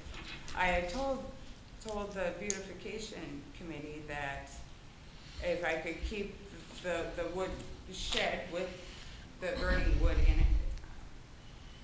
Okay, that's the bigger stuff, the two, buildings, or whatever you wanna say, on the side of the main one, I have wood in it too. They're just a lot smaller pieces, you know, like, not kindling, but kindling. I said I would remove them two, which is basically the two on each side of the shed, and then the wood pile that I keep my 2x4s on 2x6s, which is behind there, which I don't think you even see. I guess if I needed to remove that, I would. Well, but- I look at the sides here, and that to me looks like that needs to be cleaned up, but is this a four-wheeler or is that your lawnmower? That's a lawnmower. Okay, But, yeah, it has, but if she's using that for heat in her garage, then I would recommend that we find a place for her to move that wood to so she doesn't lose it. and it's, Well, have you got room behind the garage? that goes into pretty much in it. You could probably stack it singly behind the garage or singly on the side of the garage. it's right below where our mouse is right now. What's that? Yeah, what's that? That was, it's not finished, it's half done, and it started to snow, whatever, last year. It's a pond, above ground pond that was going in, it's all there, it's all done, it's just gotta be screwed together. And then where your trailers are at, is that a likely place that the wood could go to? I told them I'd move it to the driveway, and they said it had to be into my garage, so that I couldn't put it. That, again, Mike, was that one person that said that or a couple? It was not decided that said you had to move But I that. tried to work with you and ask for, you know, where I could put it, and it was just in your garage. We would prefer it in the garage. I guess, I need the wood, I need to use wood. I offered to even take down the two buildings on the side of the wood shed and get rid of that wood, and. But you're asking for something that we can't give you. Okay, well then I'll move it, but I need to put it in my driveway then, or. And I and Mike both said you could do it behind the shed or behind your garage or the side of your garage, single row. Would the rest of the commission agree on that? What did you say, a single row? Single row, meaning one row, not 4-foot row, one It's single. not, there's two rows right there inside there. Well, put one on the side and one in the back. You could also, maybe you have to move stuff on the other side of your garage.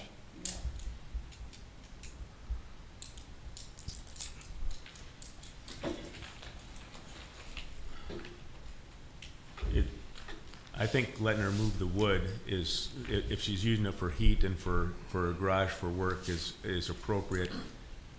I think your motion that she has up until the company comes in to do the moves. Hopefully you'll get your trailers moved in the next couple of days. The weather has been kind of crappy, so I can kind of see where barrels are frozen to the ground yet, but And no, that's not part, I mean, the trailers I have left to move, if the wood has to be moved, I'll do that, I'll move it, take the building down there. But other than that, I guess is what I'm not clear on, what else needs to be done, because them 5 barrels are on the south side of the garage, which is that project that I started, the pond, when it got winter last year, they were froze down. Now, you just told me that you didn't care about that side of the garage. It was the face of the alley and the driveway. But at that meeting, it was all of it. So I need No, to that is know- not what we had I said. need to know exactly what needs to be done. This is, Because again, there's I will no reiterate, reason for cleanup crew to I will reiterate again, Sasha, what I had said from the beginning. This is always what I have said. Anything that was on the neighbor's property needed to go. Yeah. Anything from the garage to the alley, from the edge, the north end of the garage to the alley that was not decorative needed to go, and anything in the driveway needed to go. That is what we have said from the beginning. We have never changed any different than that. There was other things that were said, but I have told you many times that we didn't worry about anything that was in that fenced area or towards your house.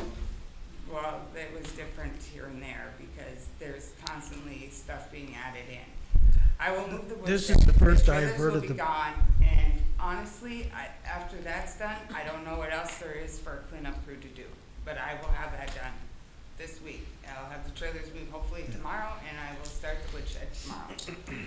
And then if it's But I done, honestly don't think. we'll be good, and then we won't have to do anything. But I really don't think there's anything. So other than- specifically, she gets to move the wood, and it has to be next to the garage or someplace on, beside it.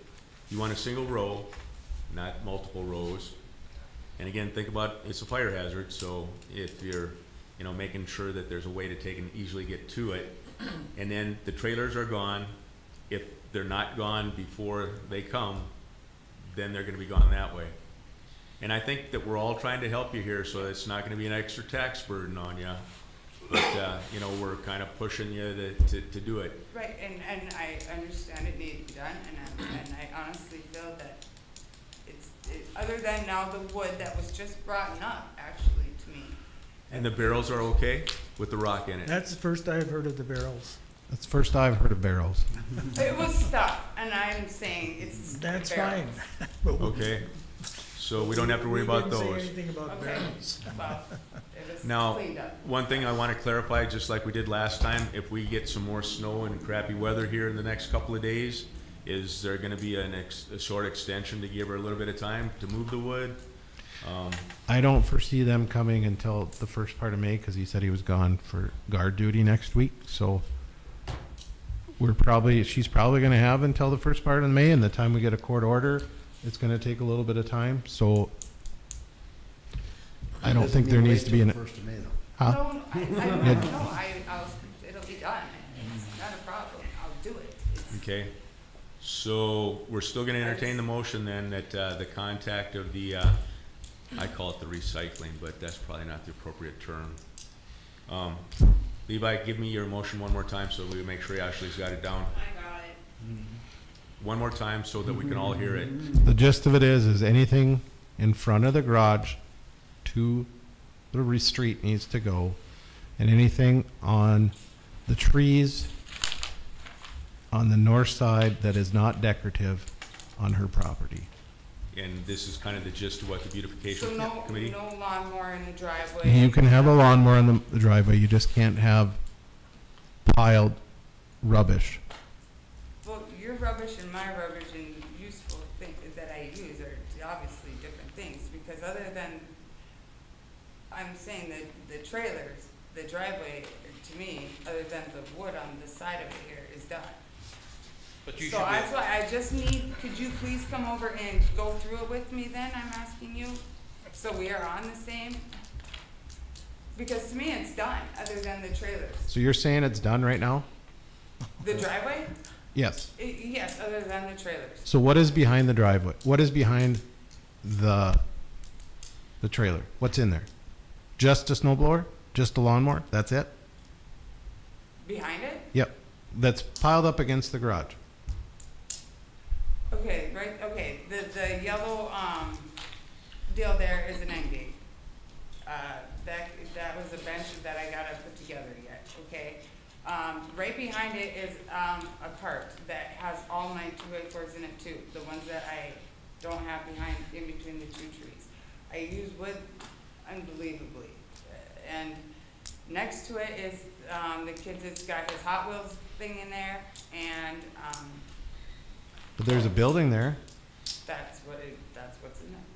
Kids' toys and Hot Wheels. but that's another building that needs to go with the driveway. Well, you have never told me that, so. I've said, and I understand you said things in the driveway, but you continually, it was a lawnmower, it was a snow blower. I can't have that in my driveway? Did you ever get a Okay, building you never permit? told me. when I was, have I been over there more than once, Sasha? You drive by 100 times a day. I do not drive by. I've been over there Maybe 4 or twice.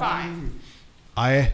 I also work one block right there. Okay, yes, I understand, but. But I have been over there personally, talked to you twice, and you have never asked me what you needed to do. I have, You asked me on the backside, but you didn't ask me anywhere else.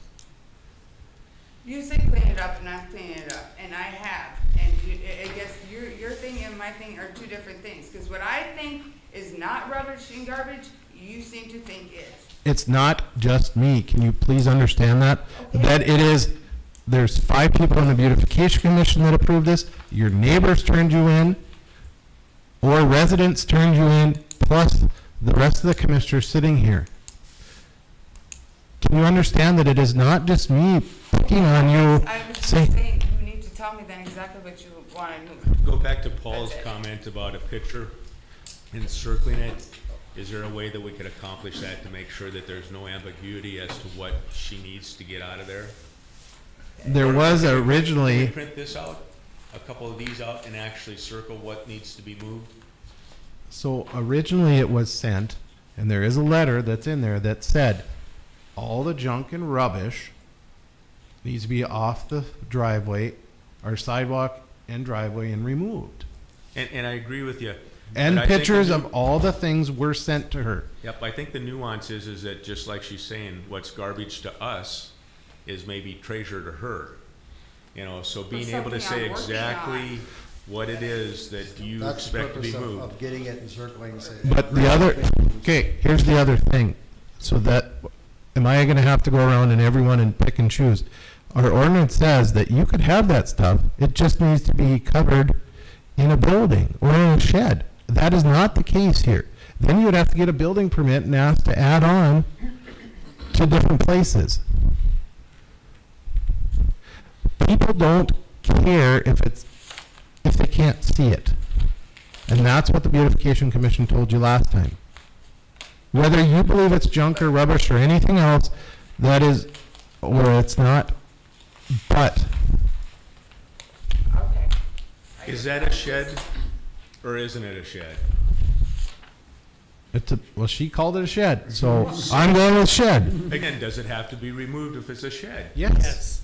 It's in the driveway. It was never, So now let's make sure that, you know, again, articulated the way that we just did it, that it needs to be moved or torn down. And I'm not trying to be impossible and whatnot, you know, I really am not.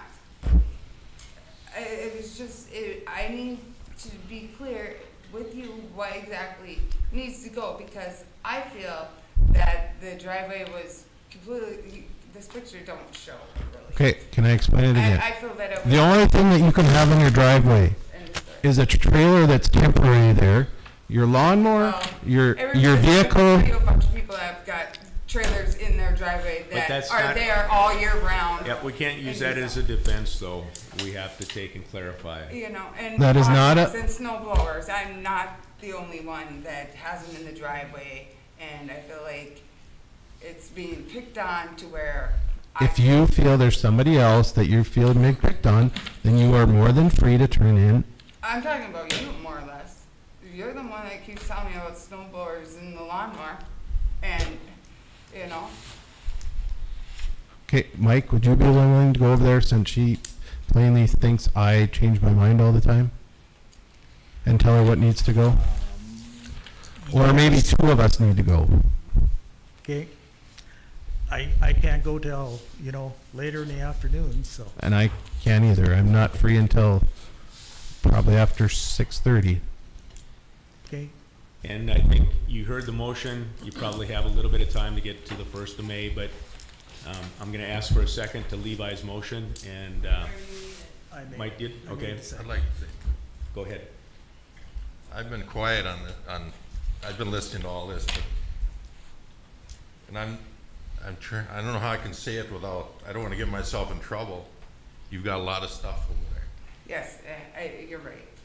And I just don't think that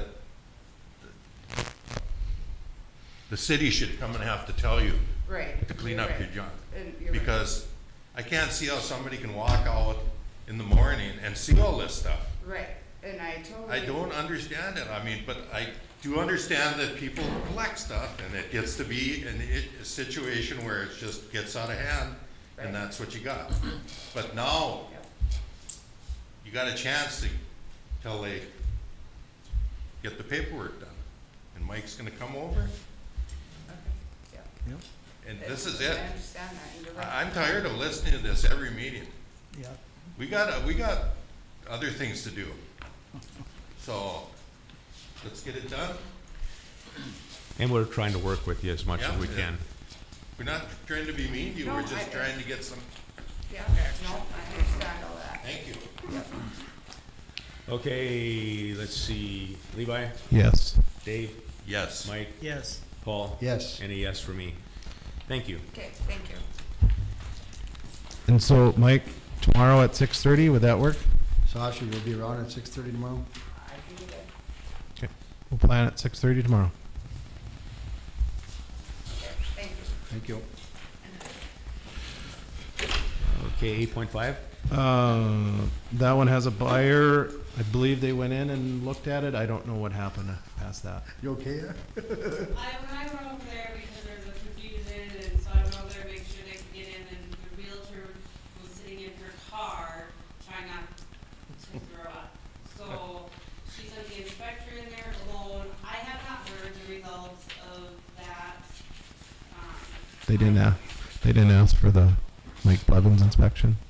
No. Okay. She looked really, really pale when I knocked on the window. That's as far as I know on that one.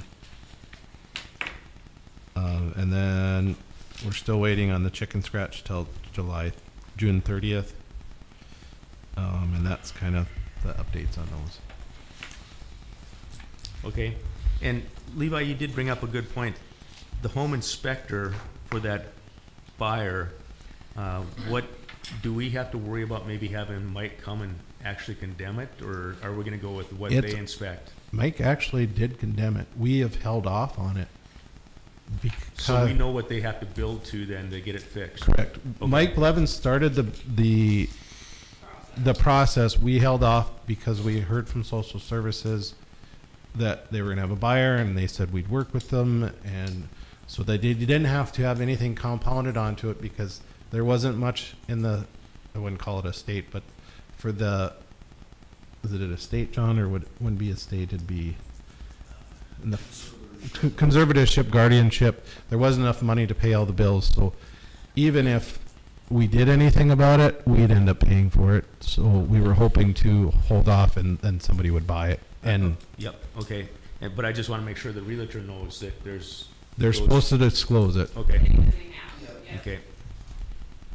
Moving on to 8.7, the North Dakota Community Foundation. I haven't had no updates on that, but we'll keep on it. Railroad Park, okay. Dave, you and Levi. So the update on Railroad Park is I was working with them,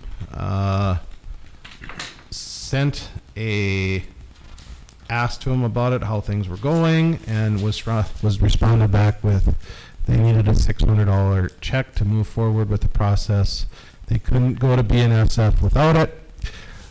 So I sent it in here. I wanted to make sure the check was written because she said all I had to do was take a picture of it and then the process would move forward. But if we're going to do that, I think we should ask for a bill of $100,000 for the last 10 years of cutting grass on railroad property and send that in. So you're saying the $600 check is going to the leasing company? Well, actually it was, and I thought it was going to leasing because that's what she had told me on the phone, but it's actually going to BNSF for them to start the process.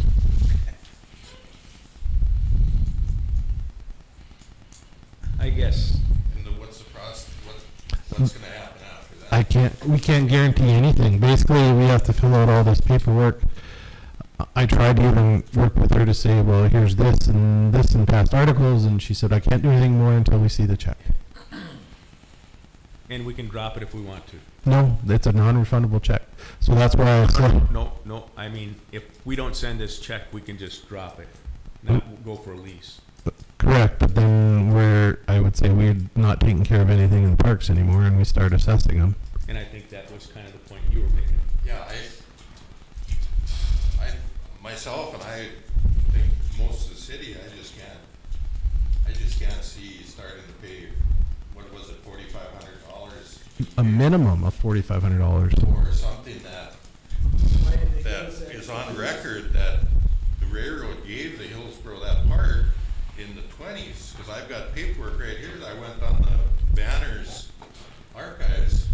I know I had seen that. There's some women that took that over in the early 20s. And that's why it's here now. And it looked like it was a former commissioner's wife and a group that put it together and tried to get this to work. So I was going to ask to get a copy of those, but I didn't have to. And then I'd send that in with them, and I'd send them a bill for, $10,000 a year for the last 10 years. Because what's the end going to do what are they going to do to us if we don't pay a lease? Are they going to come and take the caboose? Well, let them have it. I mean, if that's what they're not going to come down here and say, well, we're going to take your part. They don't even know what the hell's going on in Hillsboro. So I think you're on the right track, and we'll see where it goes from here. I would just ask John Levi, if John concurs about, I agree that I think we should leverage the fact that we took the maintenance, but what legally could we do, John? I mean, this is after the fact, and, we've been doing it, but is it a handshake? Is there any formal agreement that we can? Well, there was obviously a formal agreement, not a formal agreement on the lease, so they don't want to hold up to that. And I understand from Jim, and obviously he's not here tonight, but he had said it was kind of an informal agreement. I don't know if it was corporate or who that said, if you take care of this, you guys can park your stuff on there. Well, it's not so much just this one. We got 3 other properties. That's the one he was referring to, was the ones over there. So that's why I'm saying it's $10,000 a year. I just picked 10,000, and we could charge anything, but I just want John to say that legally that's something that I don't want a commissioner to get in trouble.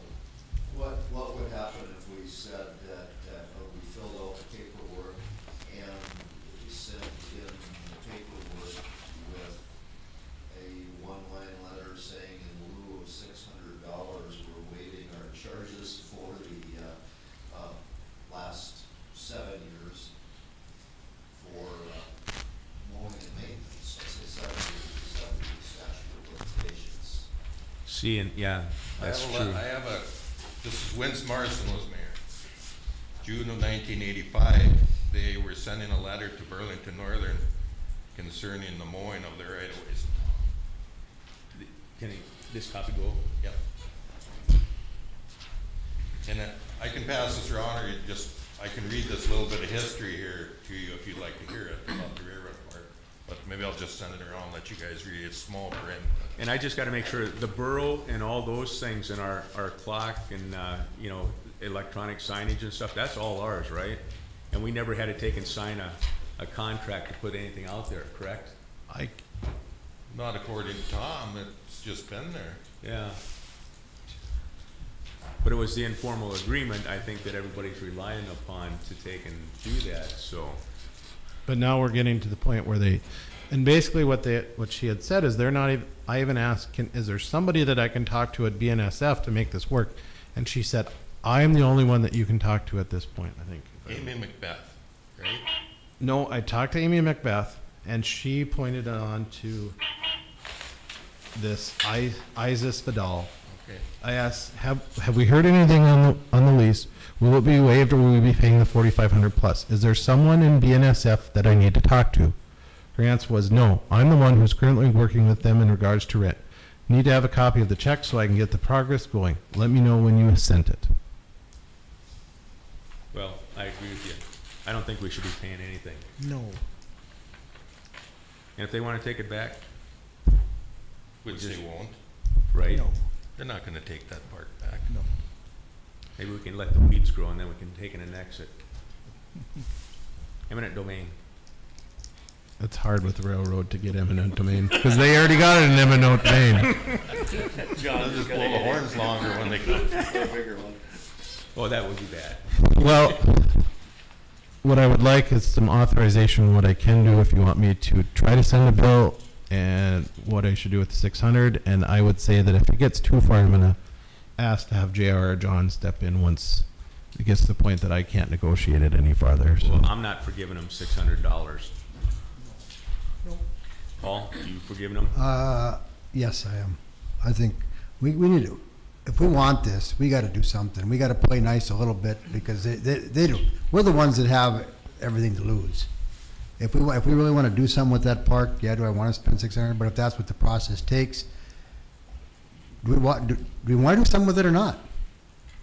Because obviously, if we don't do this, it's probably a done deal. Whereas I think if we do this, play nice, tell them what we have, tell them what the history is. I just don't think they know what's going on. They don't know, obviously, this gal doesn't know the history of it, doesn't even know probably where it's at. But I think we have a lot better shot of using, of using prior examples of things or whatever it might be, these articles, things like this that have happened in the past. I just think at some point, they might realize what they're dealing with here and what's going on and what our vision is and so on and so forth. I think we might have a better shot of it than if we don't do anything at all, because what do they care? Or, maybe I'll have to do some research and find out who the CEO, because that seems to work when it came to the Century League, and I had an issue with our play-on stuff, and I ended up reaching out to the CEO of the play-on company and got answers right away. So maybe that's what I just need to do if I'm not getting answers here. Because if we do have any visions of having that, I think we gotta, because even if you talk about not mowing it, well, that's not good. No. Well, that's not a good option, so it's not. Yeah, I understand that, but what I'm saying is if we went to that extreme, so. But not everybody in Burlington Northern, because that Amy Meth has been up here twice and met with me, and we've been, she was here when we painted the caboose, so she knows what. I think she's willing to work, but but this lady said, can I talk to Amy? And Amy her answer was, well, Amy turned this over to me, and so it's like everything's through this lady. I mean, I'm okay with putting the 600 if we can try to work out a deal with the rest of it, but I think it's really a matter of giving her the vision of what we're looking at here and how it's. I tried that. Maybe I tried the vision, and then I got the $600. So. Well, and maybe that is part of her protocol that she has to do. I don't know. Right. Maybe that's just one step that if she doesn't perform that step, then she can't really move on. I'd like to propose that we look to go to Burlington Northern down in Fort Worth, or somebody in Bismarck, and bypass the leasing agent and see if we can get somebody that we can talk to that would be more from the city side, that we're kind of exchanging it. Give us another meeting to take and do it. There was an old building over here, used to be part of the bulk plant along 81, and it sat right next to the tracks, and the tin was blowing up on the roof. Well, it was kind of a hazard. So I went over here one day and talked to these guys that work on the track, and they gave me a guy in Fargo to call, and it took a while, but a year later, they came and removed it. I know there's a safety, it used to be a lady in Bismarck when we were working in Grand Forks with them, that, again, this is kind of a safety issue too. If we wanted the fence, that's how this all started, reaching out with them and saying, hey, this is something that we're interested in. We have all the documentation from when it was turned over, and sending $600 to the leasing company, it's not gonna,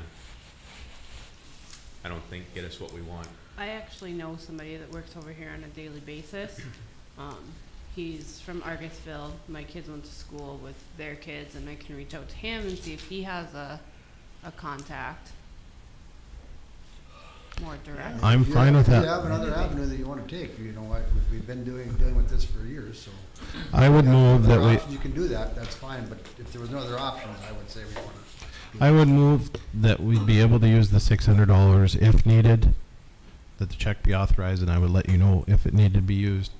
But that's after other avenues so that we can keep the process moving. So can we hold the check until the next commission meeting to see if we got other avenues? That works for me, I'll second it. Is that what your motion was? No, it was to hold it, and if I can try to work through them in the next couple weeks, but I would let you know if I'm at extent and I'm gonna have to send the check or a copy of a picture of it. I'm for holding it. Yep. Okay. So you have till next city commission meeting is what you guys are saying? Yep. So my motion dies for lack of second then. Okay. Moving on to the But mural. But we didn't say what we're doing. We're doing. We're gonna reach out and try to find somebody. I'll take a look at my contact list and see if I can find somebody.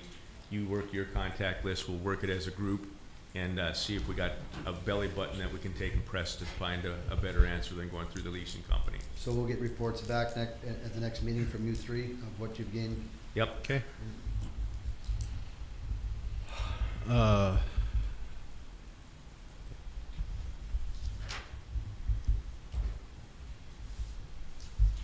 Okay, moving on to the painting contest update. So the last two groups that we had to talk to was the HBA, which I met with them on last Wednesday. Tuesday I was at the Kiwanis group. They asked me to come and talk to them about it. And then last week we had our Hillsboro team, Grow Hillsboro. All of them were in favor of the project and moving forward. So it is sitting with the idea shop to go up on the website, and as soon as that is up and ready to go, then we'll start advertising for the campaign. And like, again, we'll plan for this side, but we may move it depending on other factors. And we moved the date to the end of May, I think it was, for a deadline. Okay, 1881 extraction document update. Anything? I haven't gotten anything from any of them. Okay. John, have you? No. Moving on to new business. Jump back on something on old business, on beautification committee. Can you guys look at those trees and stuff on the west side of the county shop and see if there's something that? It's actually, if you look in your email, that was one ticket that came in. Okay. I've got a card, I think I might have in my wallet of the guy that I last talked to last summer.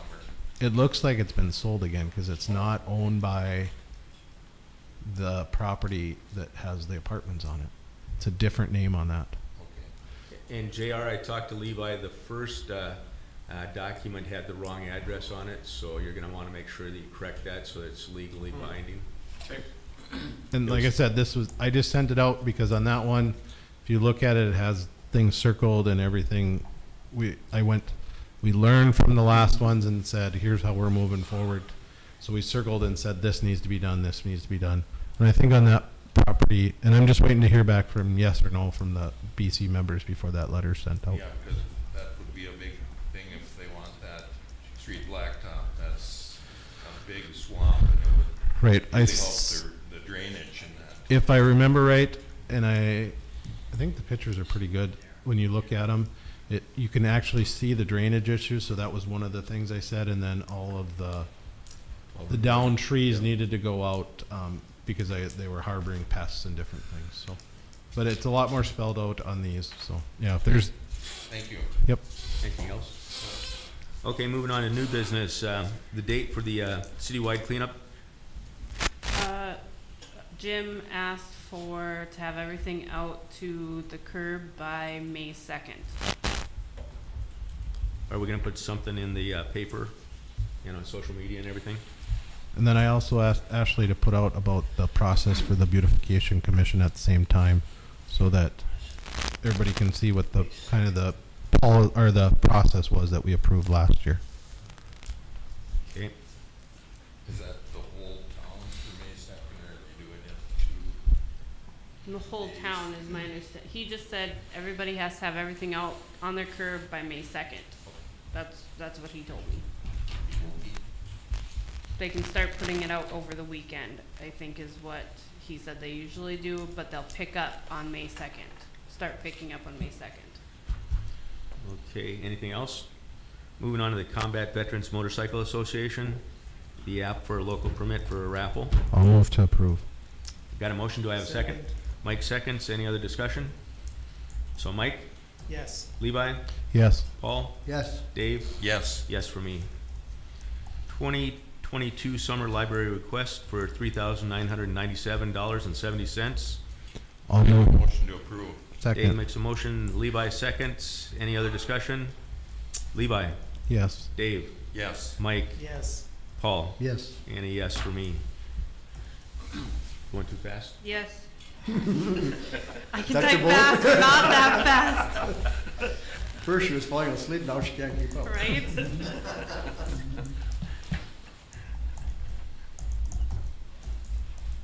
Okay. Okay, the 9.4 petition to rezone Riverwalk Block 1, lots 3 and 4. This is kind of one that I had an assumption was different than what it turned out to be today when I looked into it. So, Mike, you want to talk about it, or? Right now it's the frontage lots, but it's the middle two, and I don't know if they bought these lots or not yet, but There's they, a purchase agreement.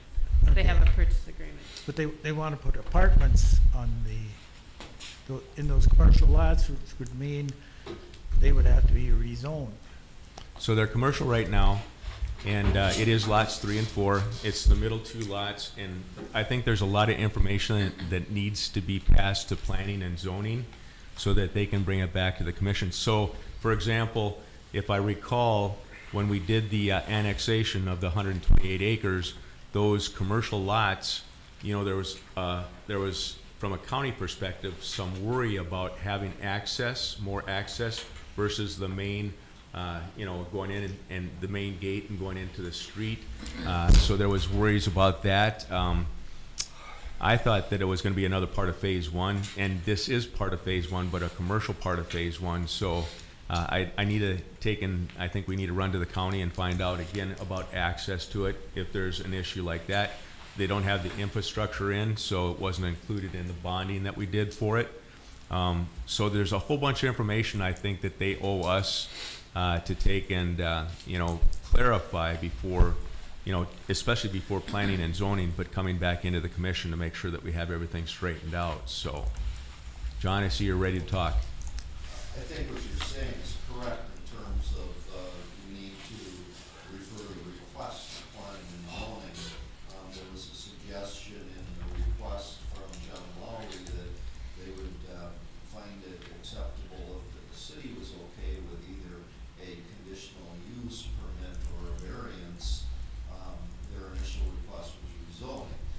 So I think that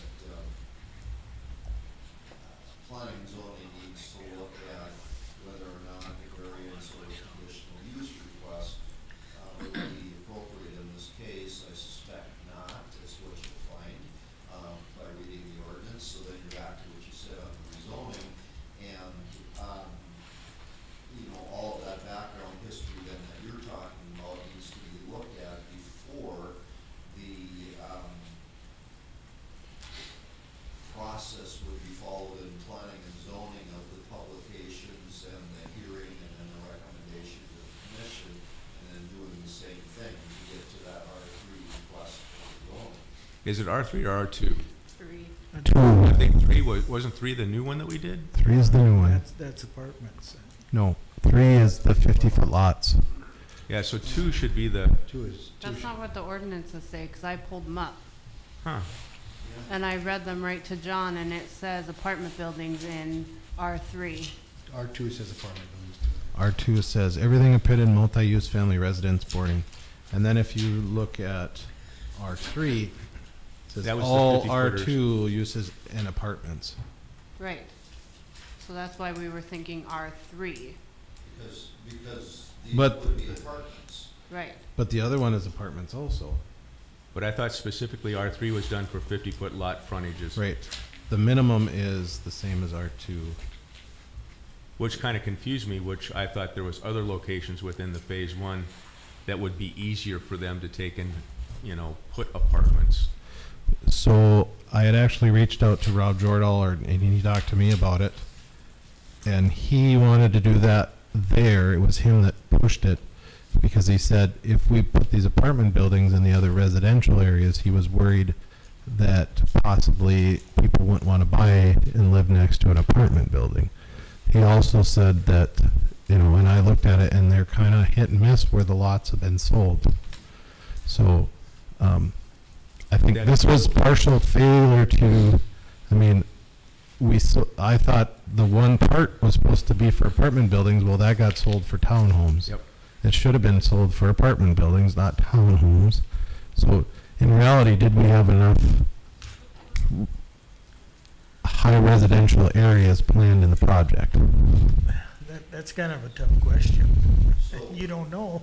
We don't know, but I think we When need. was the last time an apartment building was put up in town? There's the problem where we need to add more apartments. Yep, and we do, you're exactly right.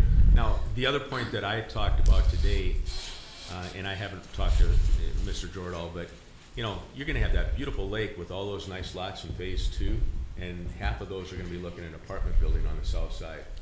So the argument about, you know, having it located somewhere else in phase 1, kind of, you know, or even if he would move it over to the west side and take that one commercial lot and go along the edge of the property out there would be a better location. But again, I can't advise him, you know, as to what he should buy or shouldn't buy, but I'm kind of surprised. And then you stack on top of that, that there's potential for covenants within, you know, Riverwalk itself. And so how do we make sure that those are all covered with this apartment complex? The covenants have nothing to do with whether. The city. With the city. That's with the developer. But what I'm saying, it has to be negotiated with the developer, and I'm not sure he's went through all those wickets yet. That's But his fault. that's the developer that is the two developers that Yep. are on the project need to plan for this. But I don't, what I'm saying and what I believe is that we should not stop somebody. We should do everything we can to make sure that we're gonna get apartments in town, because we desperately need them for all the businesses. So I would hope that with Mr. Jordahl, we do not hold up the process like what happened at the last project. Because if we want to drive them away quicker than anything else, it would be to hold up the process. Because he told me that he's hoping to be in the ground by July 1, if possible. And I did reach out to the connection that I had and asked if he would do a multi-use type of a complex where you had commercial on the ground floor and apartments above, and apparently that's not an option. So. Well, my recommendation to send this to planning and zoning certainly wasn't to hold anything up. Our ordinance is clear on how you zone property. I think one of the things that we really needed clarification on is John Lowry's request was what I was going off of, and that is from changing the zoning from C2 to R3. And if you look at R3, that's where the specific mention for apartments is, and there's no mention for apartments in R2. It just says multifamily though. Yeah. That's not apartments, necessarily. Multifamily wouldn't be an apartment, at least my interpretation. Yeah, but it says all R2 permitted uses in apartments, but we specifically did R3 for their request for 50-foot frontage lots. Otherwise, we just had R1 and R2. Yeah. Yep. And so, to me, I interpret this as R2 is incorporated in, but just with 50-foot, you know, R3 is just 50-foot frontages. So, is that, with the commercial lots, is that 50-foot frontage?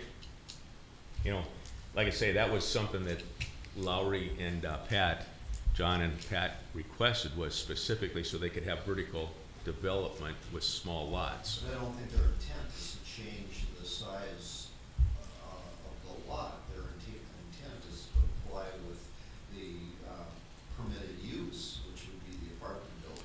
So you're saying, John, that it doesn't have to be a 50-foot lot if we change it to R3? Yep. But they could Right. be, okay. But again, R2 covers everything too, John. No, that's Well, I don't think it does, multifamily. my point. It doesn't say anything about apartments, is what he's saying, because if you look, multifamily, you can have multiple families living in a house or a townhome, but and it doesn't say anything about an apartment in R2.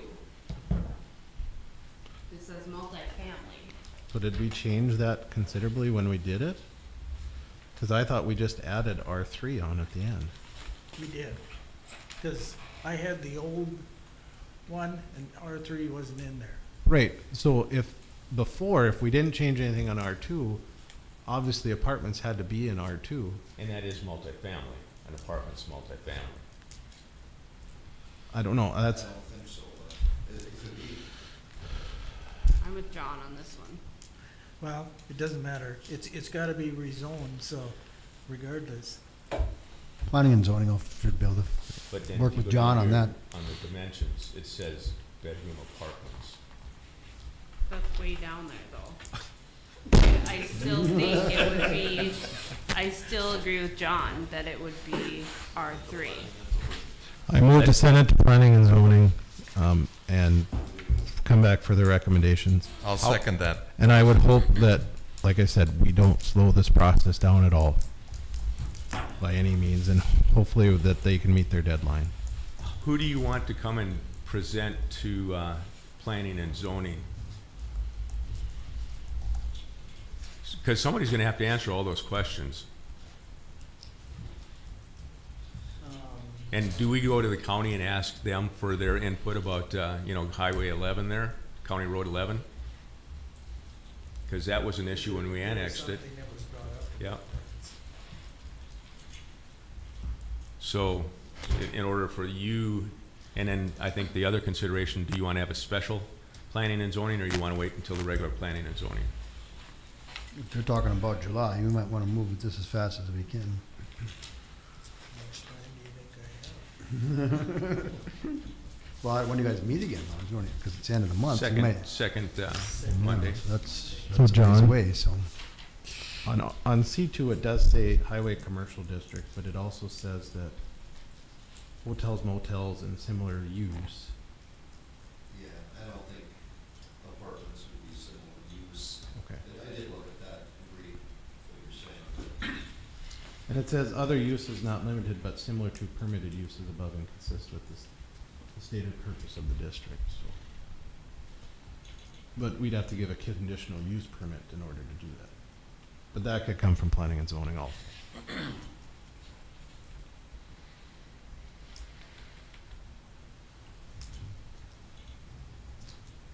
So I think planning and zoning's question probably can be best directed to John, and he can get to the right people on just the issue you raised on the county. We could, planning and zoning could proceed immediately on this request by holding the hearing on the proposed rezoning.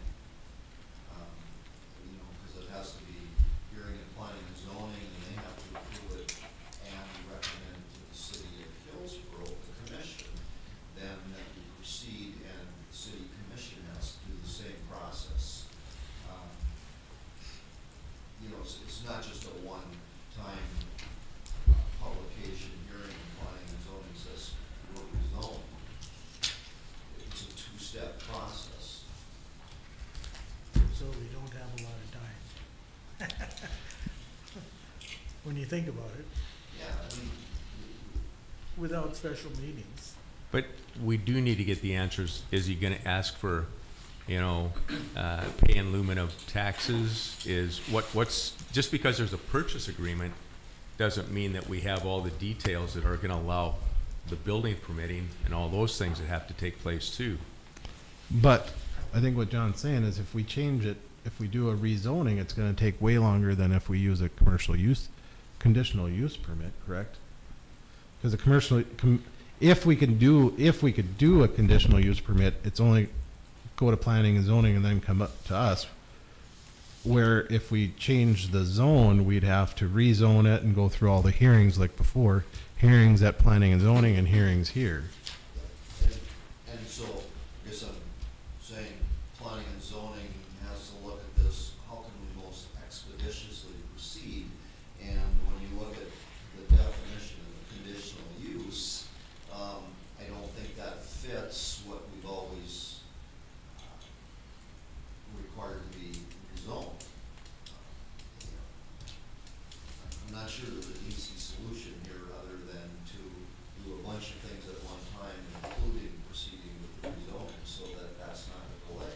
Okay?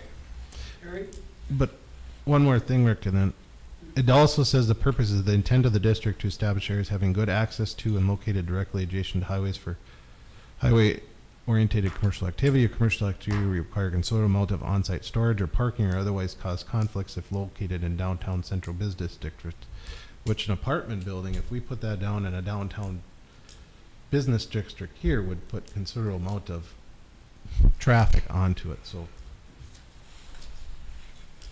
So by putting it and moving it into, I would look at it and say, if there's one access for, 24 apartment complex times 2, that's 48 cars minimum. That's a lot of traffic that would go on our residential streets out there. So I would think by giving them access, quick access to a county highway, that could possibly fit into the commercial 2 highway district. And I With a conditional. I agree, but the point is that the county has to approve that, not the city. Yep. So that's a whole new can of worms. Why would the county have to approve? Isn't there already access approved on those spaces based on the plan? I thought there was 2. And again, I'd have to help me out here, but I thought it was just those 2 access points for Riverwalk. You know, the main right there next to department. They didn't want an access on all 4 of those businesses if they sold them. Because you got drainage and all that stuff that they had to do. And while he's looking, Rick, I'm not sure about this question, if I should even ask it, but what would that do? I know you're talking about different businesses up there. If you wanted to put a strip mall out there, if that could come to be, how would that affect it? it would pretty much so screw it. That's what I mean. Yep. What would be more advantageous to that whole place out there? That's why I asked them about if the option of having multi-use like they have in West Fargo, where you have commercial on the ground floor and apartments above, would be a slick solution that way. But I guess that wasn't an option that they were willing to explore, from what I heard. I just think it would be advantageous to that whole project out there if you could get a strip mall going. And we do need commercial as well as apartments. We need both of them coming. So, but 24 apartments would be huge. I asked that same question, and we can wish all we want. We wanted a truck stop years ago out there. We wanted a motel out there and all the other things. But guess what? This is one that's willing to do it. I guess, yeah, I'd love that too. But I'd rather have if this is something that we can do.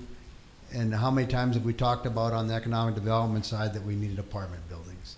And unless somebody, I asked many people, where else would you do it? Where can we do it? We're so limited on where we can do it. And I understand that completely, Rick. I think it's a very valid question, and it's something that we all have to decide, if we want to make that. But boy, I tell you, it'd be hard to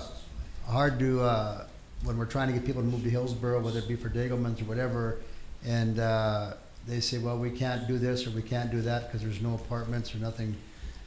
It's hard to justify them to them that, well, we just didn't think it would work because we wanted the strip mall there instead. That might never happen, So it's tough. Don't get me wrong. I was on the board at the time we were going to have a truck stop and everything out there. We had 2 developers come in, and all they wanted to get was our first right on that property. And then they were going to go look for somebody else to do the project. That's why that didn't happen at the time. Right. So to me, it comes down to more is, would I like something different out there maybe?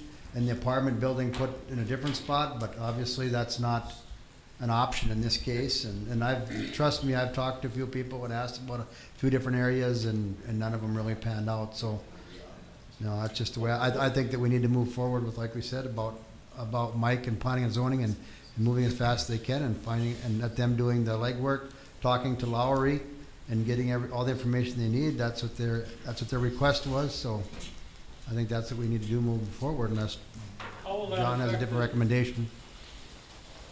Terry, how will that affect the sale of the other lots if you put a 24-plex? Well, there'll be one on either side that's still commercial. But like I say, when I looked at it, I'm concerned about the man-made lake and all those nice lots in phase 2 that are gonna be nice, that now you're gonna have a big apartment, a 24-plex, probably at least 3 on those 2 lots, stories high. What So- about where the houses are over there? What are they ever gonna do with those? Those 6 houses or 8, I don't know who they belong to. Oh, HUD, Huh? you're talking HUD house, Yeah. it's up to them, they, No, but I you may mean, have to ask Levi, he probably knows most. what would be the cost of those to put a 24-plex in there? You mean the low income? Yeah. Yeah, that's 10 of them there, and they're for sale for 50,000. So, but you'd have to tear them down to utilize the space, and then there's a lot of things with the what do you call it, the vouchers and stuff that would go with that. But like I say, that residential area, going from R1, R2, R3, whatever's in there. Boy, if you could, that would be a nice switch in keeping it all residential in one spot, but. But we also have to remember who's asking for this, the developer. Yep, but I wish he'd finished what he's got already. Well, things change. We have We a- found They that do. out. They do. We have a Things developer change. and a builder. So- In hand. Well, as long as they get everything figured out, and like I say, it sounds like there's a lot of things that have happened without all the background and stuff needing to be done, and we've been down this road once before too, so. So what's the recommendation? Planning and zoning meets to look at all the options, and I can say in addition, I did reach out to John Lowry this morning. I just didn't have time last week. Once I saw his email, I think that was Thursday afternoon or Thursday sometime, to get their input on if they have opinions on how our ordinance fits with a process that would make things move more quickly than the planning and zoning hearing and then the city commission hearing. But that's not to say that we don't have other issues to look at. And I think the place to start with all the issues is planning and zoning. Okay. And then we get John Lowry to bring in or come in and take and answer all your questions at planning and zoning, and then it comes back to the commission? Yep. Okay.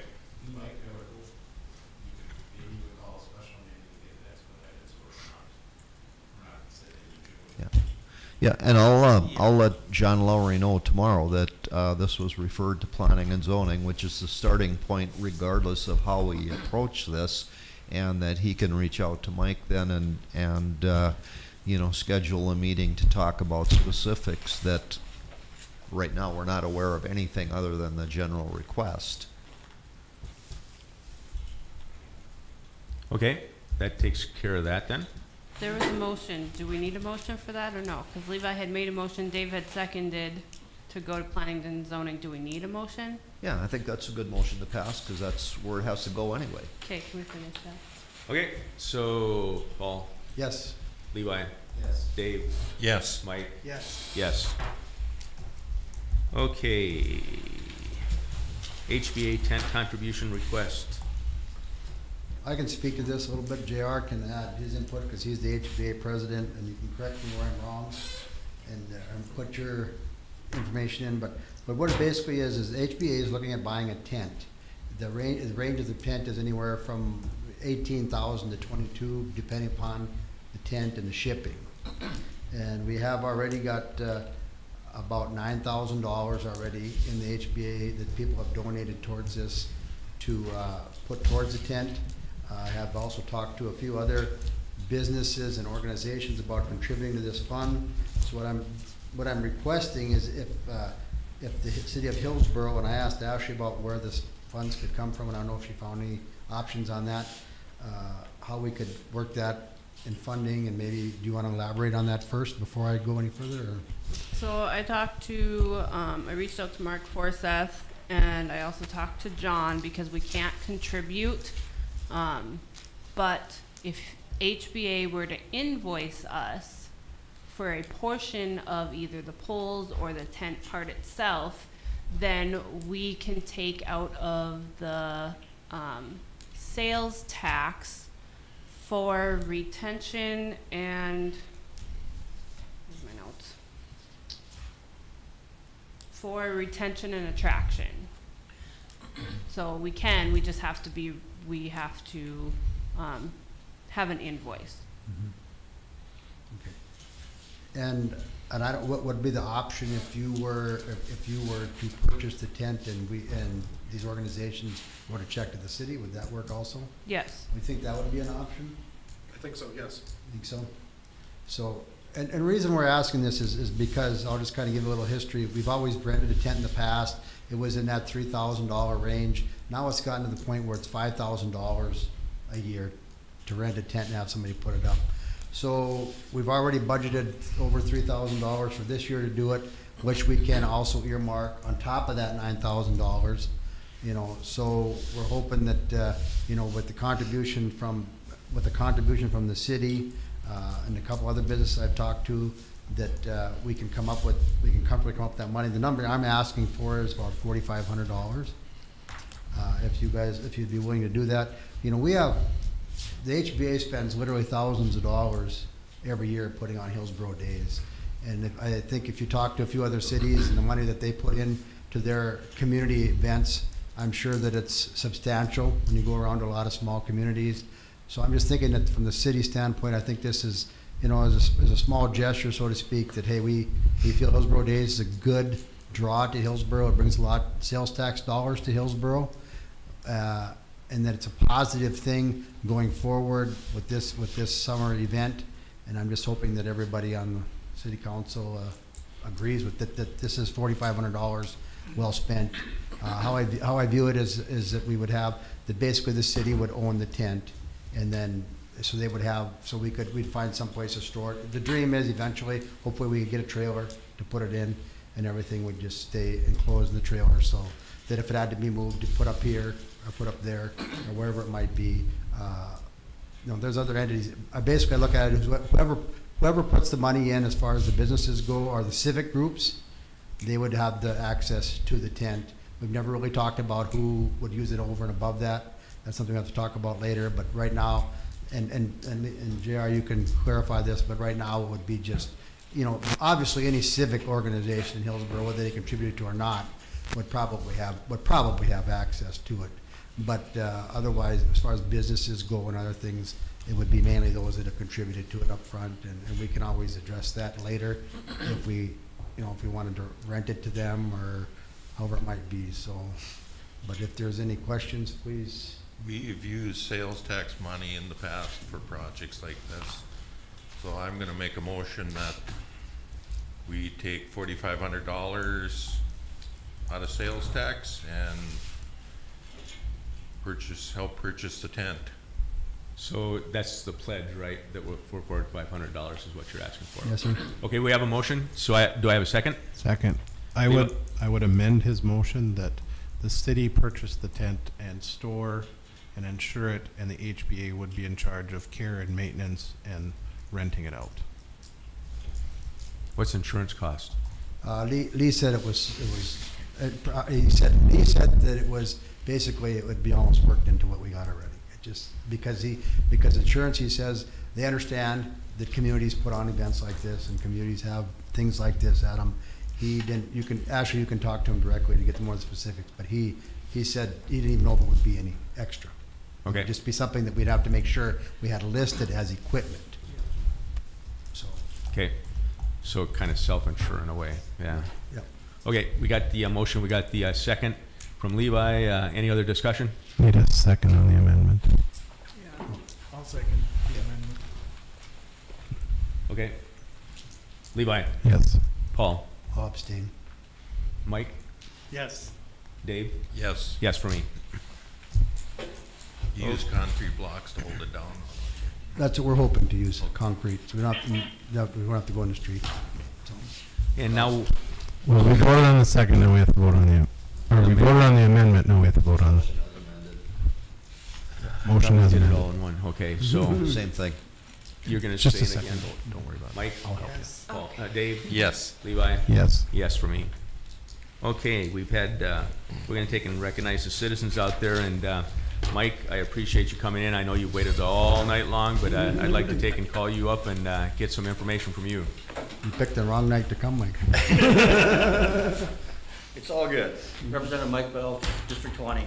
just a point of information, there is a silver lining to the pain at the pump. Prairie Dog bill, or the Prairie Dog Infrastructure Fund bucket should be filling. The anticipated date is sometime in September, roughly. And the amount estimated for Hillsboro is $416,000. My advice to you is don't spend it till you get it, but that's what it looks like at this point in time. So. And there's specific things that we can use the Prairie Dog for that we'll have to take and look, but infrastructure is basically. Infrastructure for the community. And it's nice. It does kick in for the counties, cities, and townships. So. Perfect. Which goes back to another reason for us to go back to the county and talk about Caledonia for, you know, because we're paying mills and stuff for the repaving of Caledonia. But that's great news. And also, Mike, we got a little over 125,000, if I remember correctly, last year, 127. So that's going to get us up around that a pretty good number to work with. Now, can you give us a little bit of visibility into this is year to year, and you know, depend upon oil revenue coming in? Yeah, it's based on the oil income.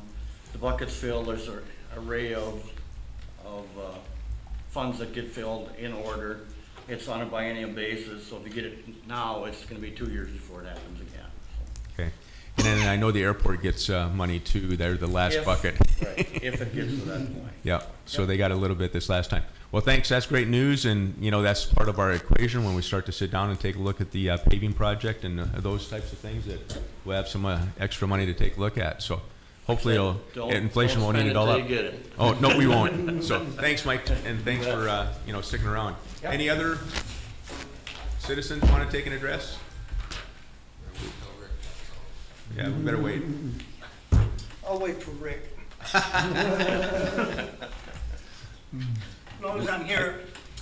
I come here with a different idea, but after listening to what went on tonight, some comments. Chuck, you can turn that if you want. I just put No, it like that. Okay. I'm too wide the other ways. I've asked Ashley once before, and she told me, and I forgot, to put something on the agenda. How late can we be here to get it on the agenda? 8 a.m. Friday morning. 8 a.m. Friday morning before the meeting. Okay. That's immaterial right at the moment. I didn't have anything pushing on that.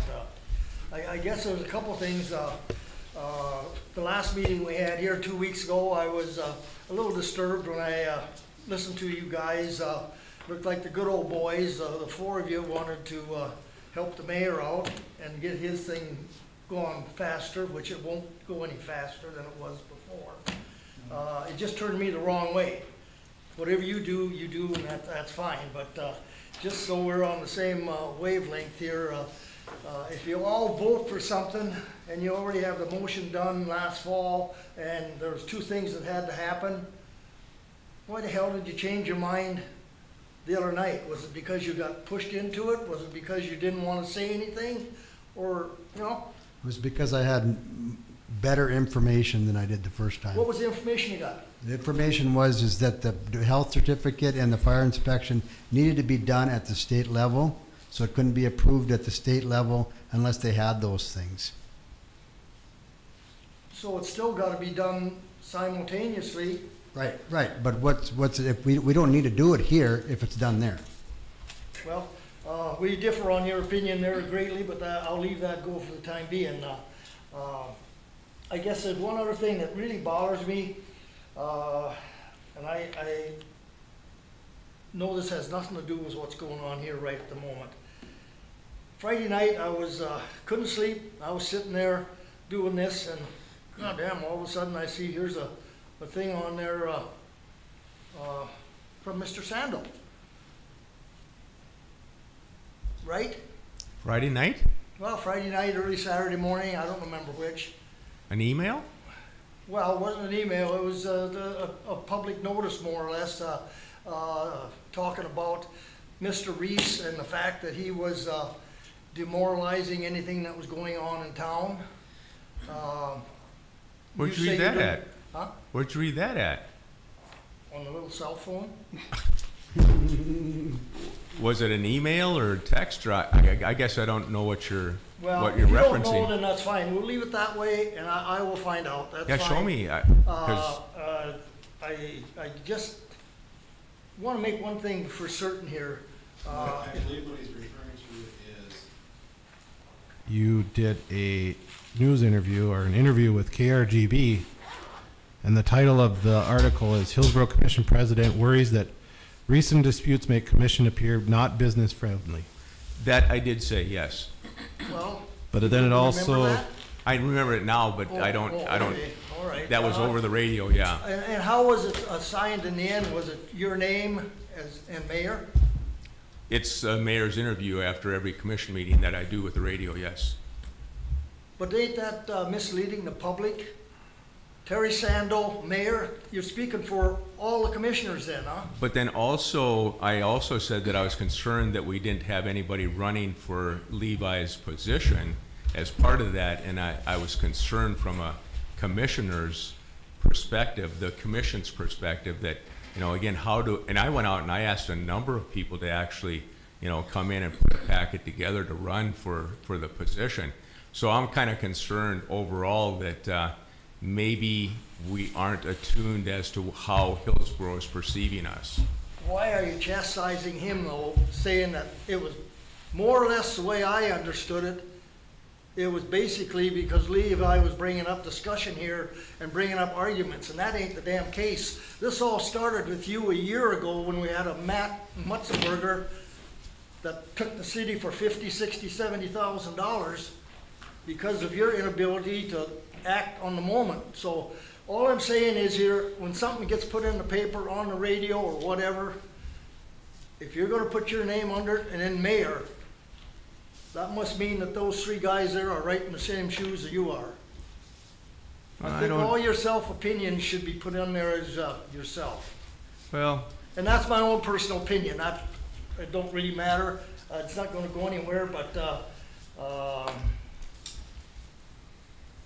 I realize there's a little race running ahead of us on who's gonna be mayor and whatever. I hope you realize and everybody else realize that when you're talking on the radio, putting ads in the paper and whatever, some things have got to be equal time shared. And that's not on your shoulders, but it'll go on the young man's shoulders tomorrow. But I think if you go into that same conversation on the radio, I also said that basically the chance for Levi and I, and it's been highlighted in the paper, to be able to have a competition for the president's position was an important point for the citizens of Hillsboro to be able to make a choice. So again, you know, context to what you're saying too. I realize that, but I guess I'm sick and tired of listening to people sitting here running one another down.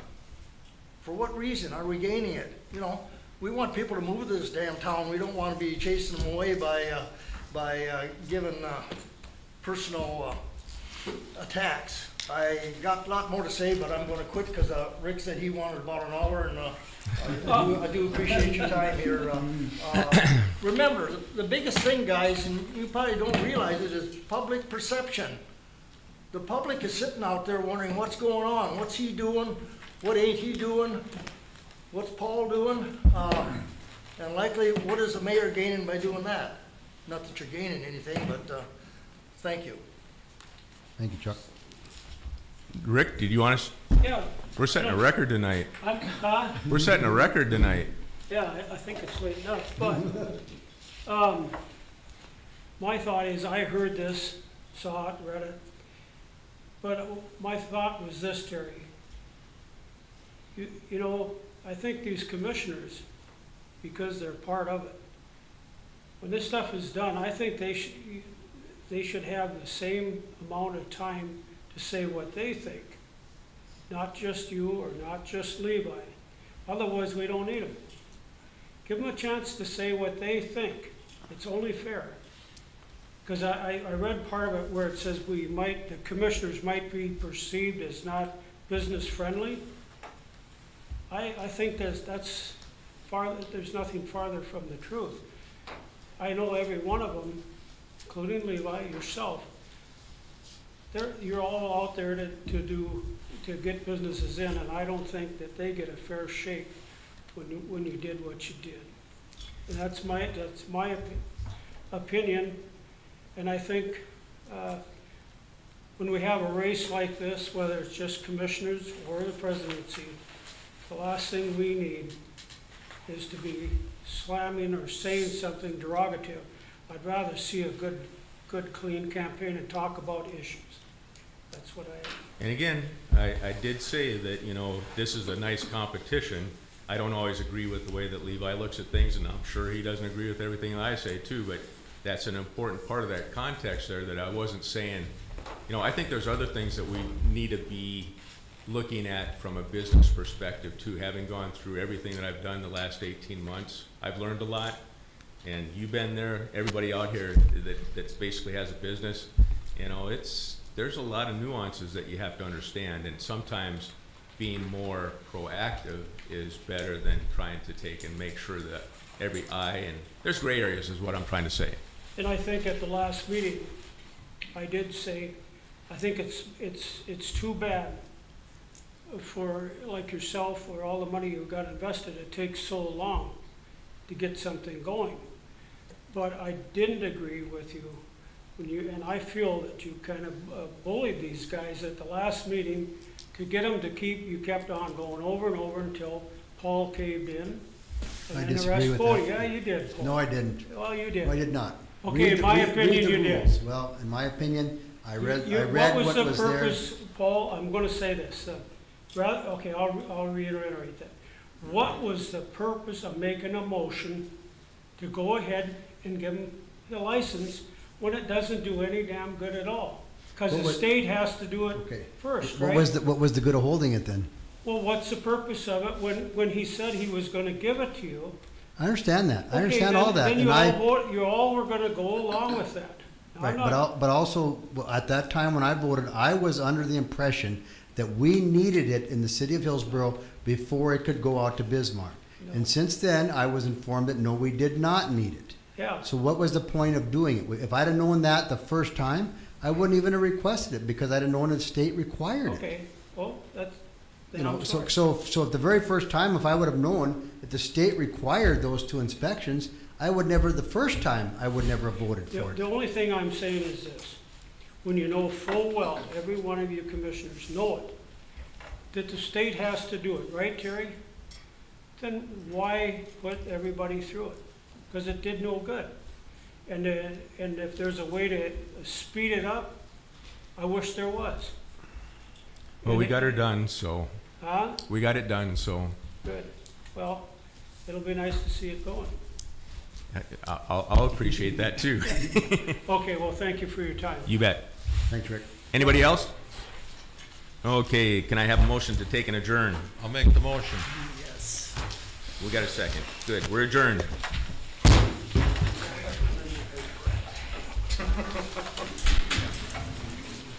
So.